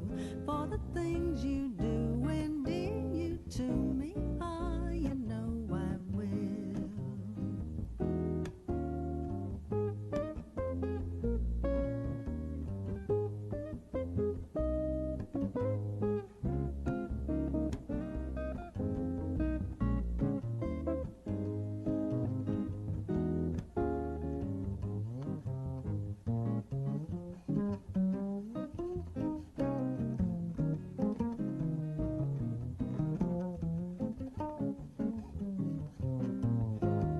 Love you forever and forever. Love you with all my heart.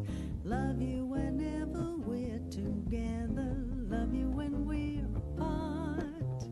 And when at last I find you, your song will fill the air. Sing it loud so I can hear you. Make it easy to be near you. For the things you do endear you to me. Ah, you know I will. I will.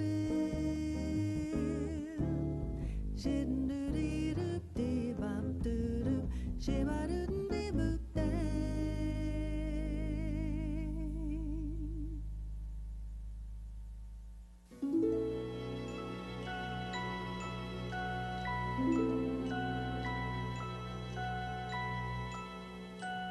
Love locked out in all the cold and rain. Love locked out may never come again.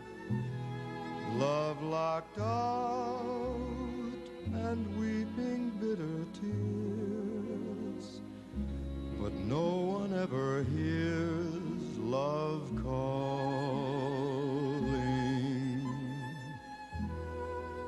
Though we need the precious gift it brings, we don't heed the song of love it sings.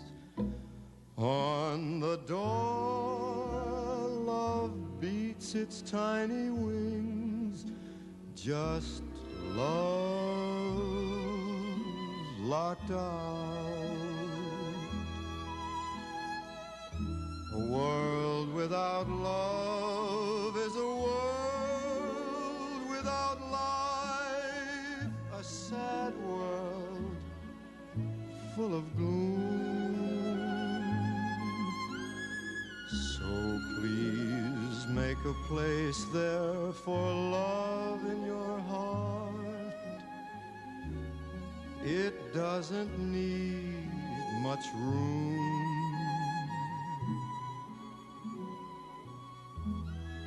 Love is well worth the waiting for.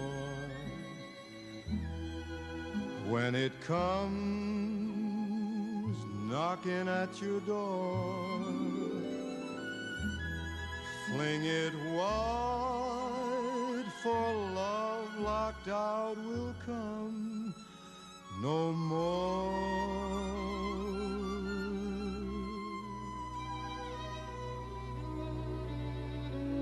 No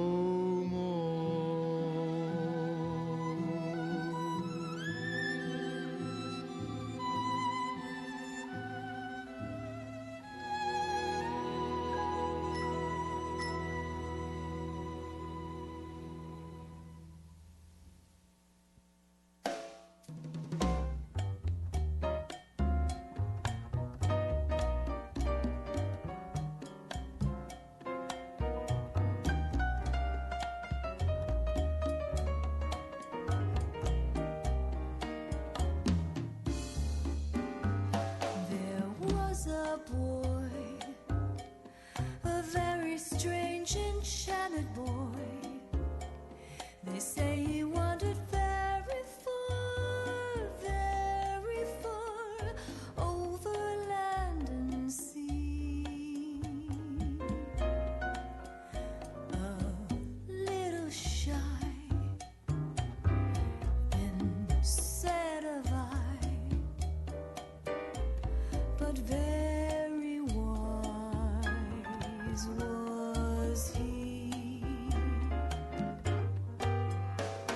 And then one day, one magic day, he passed my way. And as we spoke of many things, fools and kings, this he said to me.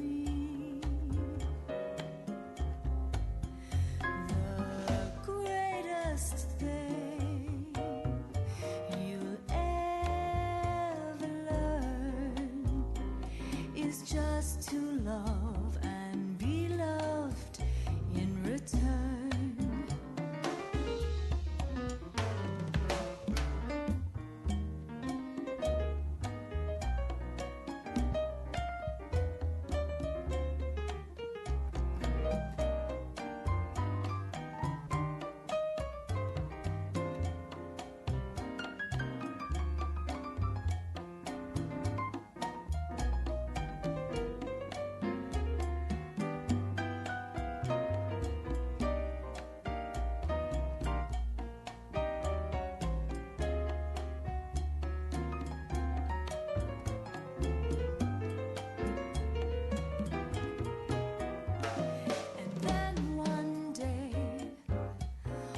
Magic day he passed my way, and as we spoke of many things, fools and kings, this he said to me.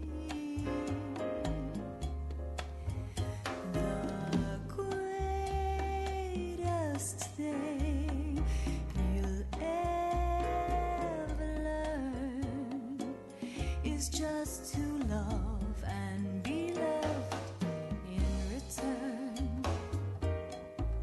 In return. In return.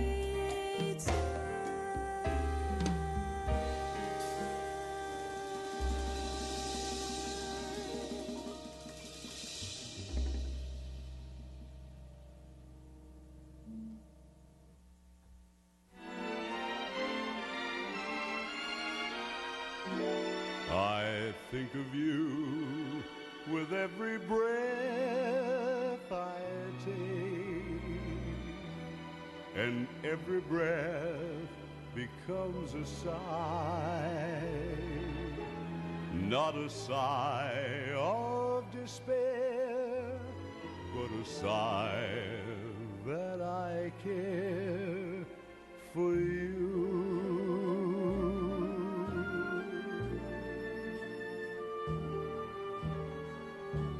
I hear your name with every breath I take, on every breeze that wanders by, and your name is a song I'll remember the long years through. Even though I walk alone, you guide me. In the darkness you light my way, and all the while inside me, love seems to say, someday, someday. And when I sleep, you keep my heart awake. But when I wake from dreams divine, every breath that I take is a prayer that I'll make you mine.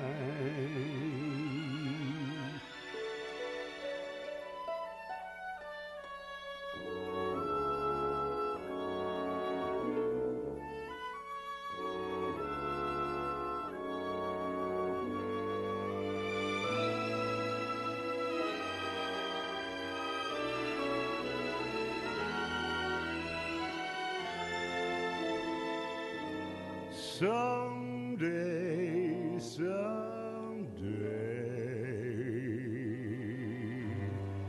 and when I sleep, you keep my heart awake. And when I wake from dreams divine, every breath that I take is a prayer that I'll make you mine.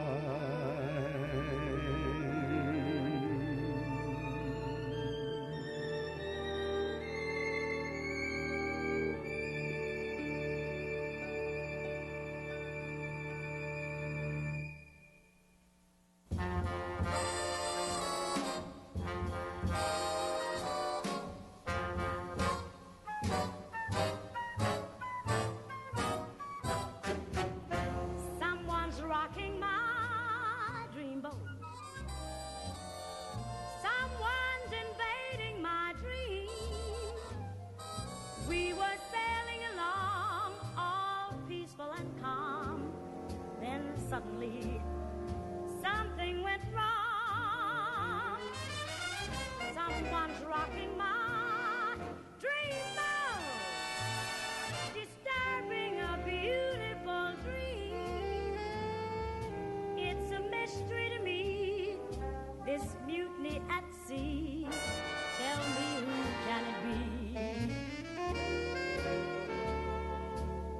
A friendly breeze gave us a start to a paradise all our own. All at once, a storm blew us apart and left me drifting all alone. Oh, someone's rocking my dreamboat. I'm a captain without a crew, but with love as my guide, I'll follow the tide. I'll keep sailing till I find you. Yes, I'll keep on sailing, sailing till I find you.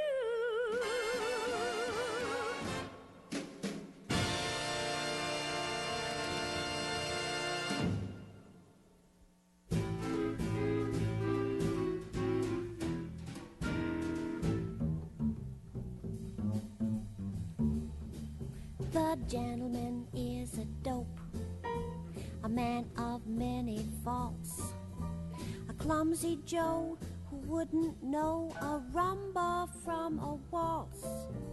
The gentleman is a dope and not my cup of tea. Why do I get him a dither?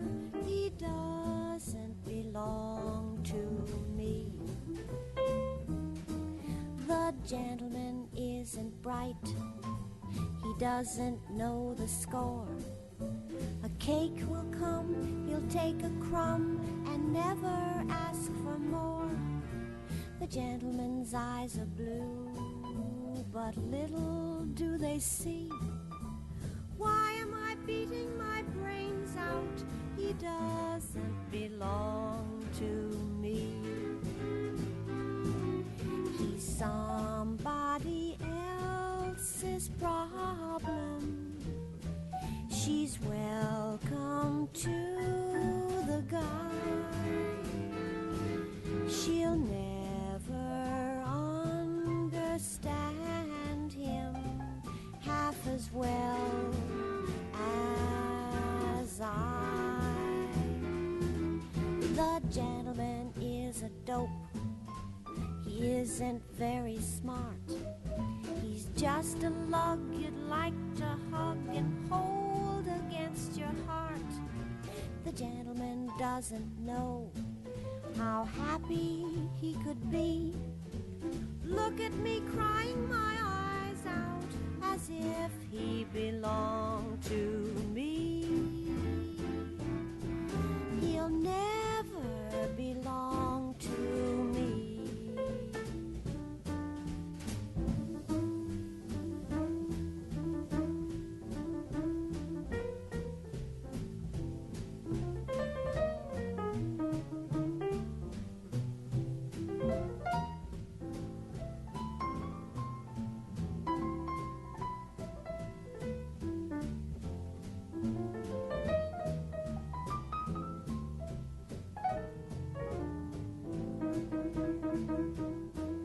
The gentleman isn't bright. He doesn't know the score. A cake will come, he'll take a crumb and never ask for more. The gentleman's eyes are blue, but little do they see. Why am I beating my brains out? He doesn't belong to me. He's somebody else's problem. She's welcome to the garden. She'll never understand him half as well as I. The gentleman is a dope. He isn't very smart. He's just a lug you'd like to hug and hold against your heart. The gentleman doesn't know how happy he could be. Look at me crying my eyes out as if he belonged to me. He'll never belong to me.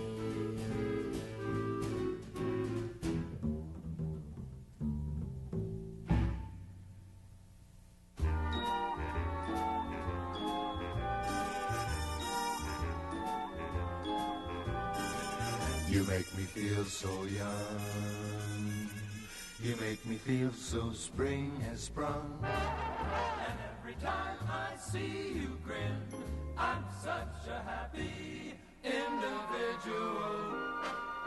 The moment that you speak, I wanna go play hide and seek. I wanna go and bounce the moon, just like a toy balloon.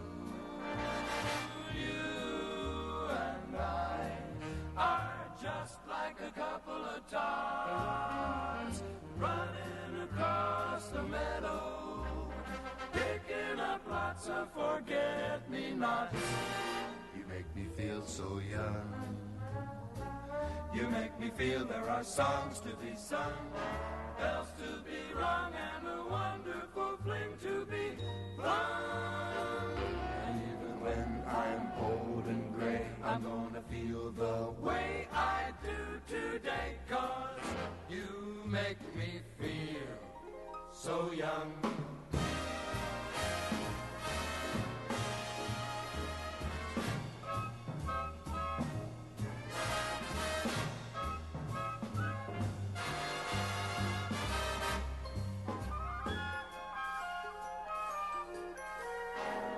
You make me sing my song with ease. You make me dig the higher keys. Bells to be rung and a wonderful fling to be flung. And even when I'm old and gray, I'm gonna feel the way I do today, 'cause you make me feel so young.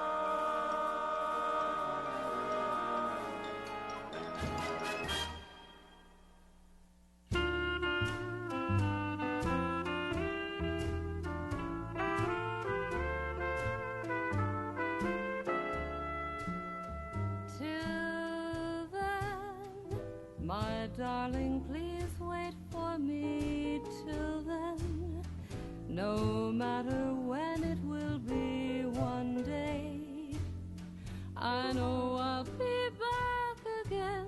Please wait. Till then, our dream will live though we are apart. Our love, I know we'll keep in our hearts. Till then, when all the world will be free, please wait for me. Although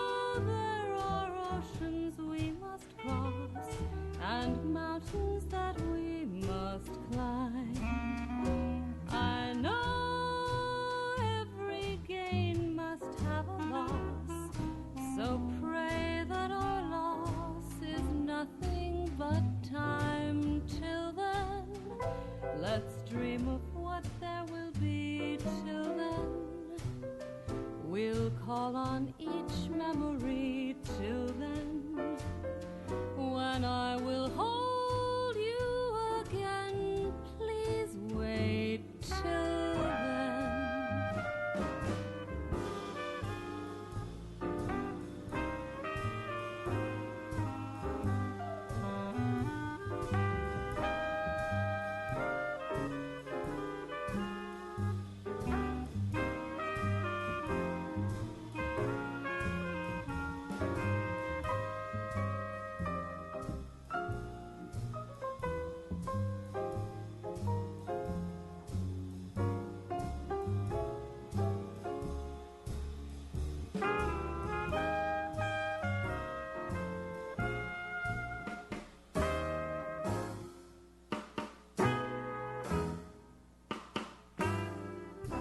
My darling, please wait for me.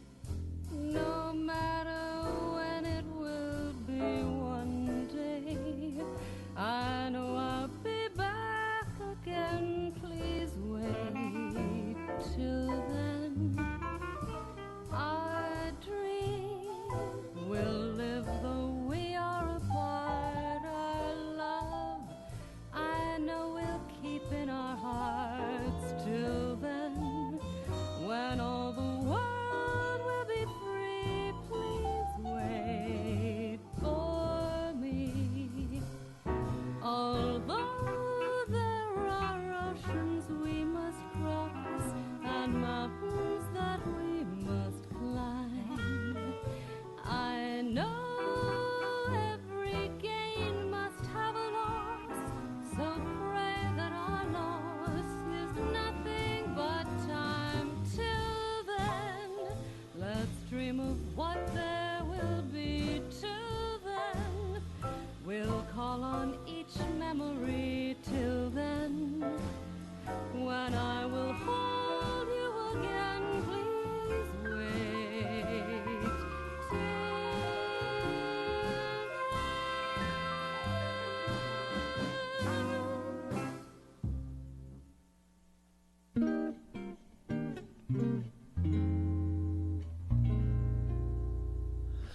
Velvet, I can wish you for the color of your coat, and fortune smiling all along your way. But more I cannot wish you than to wish you find your love, your own true love this day. Mansions I can wish you, 7 footmen all in red, and calling cards upon a silver tray. But more I cannot wish you than to wish you find your love, your own true love this day. Standing there, gazing at you,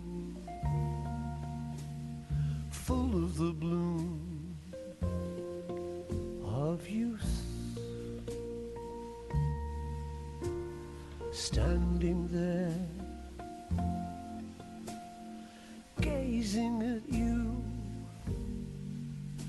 with a sheepish eye and a look of the truth. Music, I can wish you merry music while you're young, and wisdom when your hair is turned to gray. But more I cannot wish you than to wish you find your love, your own true love this day. With a sheepish eye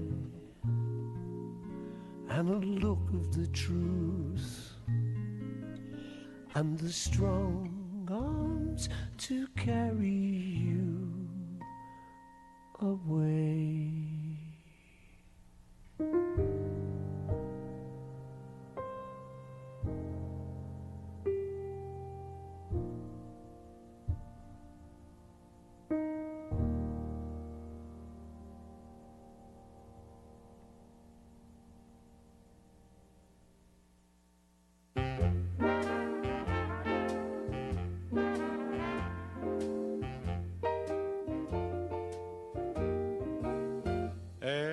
Everybody loves a baby, that's why I'm in love with you.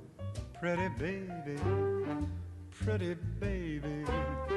And I'd like to be your sister, brother, dad, and mother too. Pretty baby, pretty baby. Won't you come and let me rock you in my cradle of love? And we'll cuddle all the time. Oh, I wanna love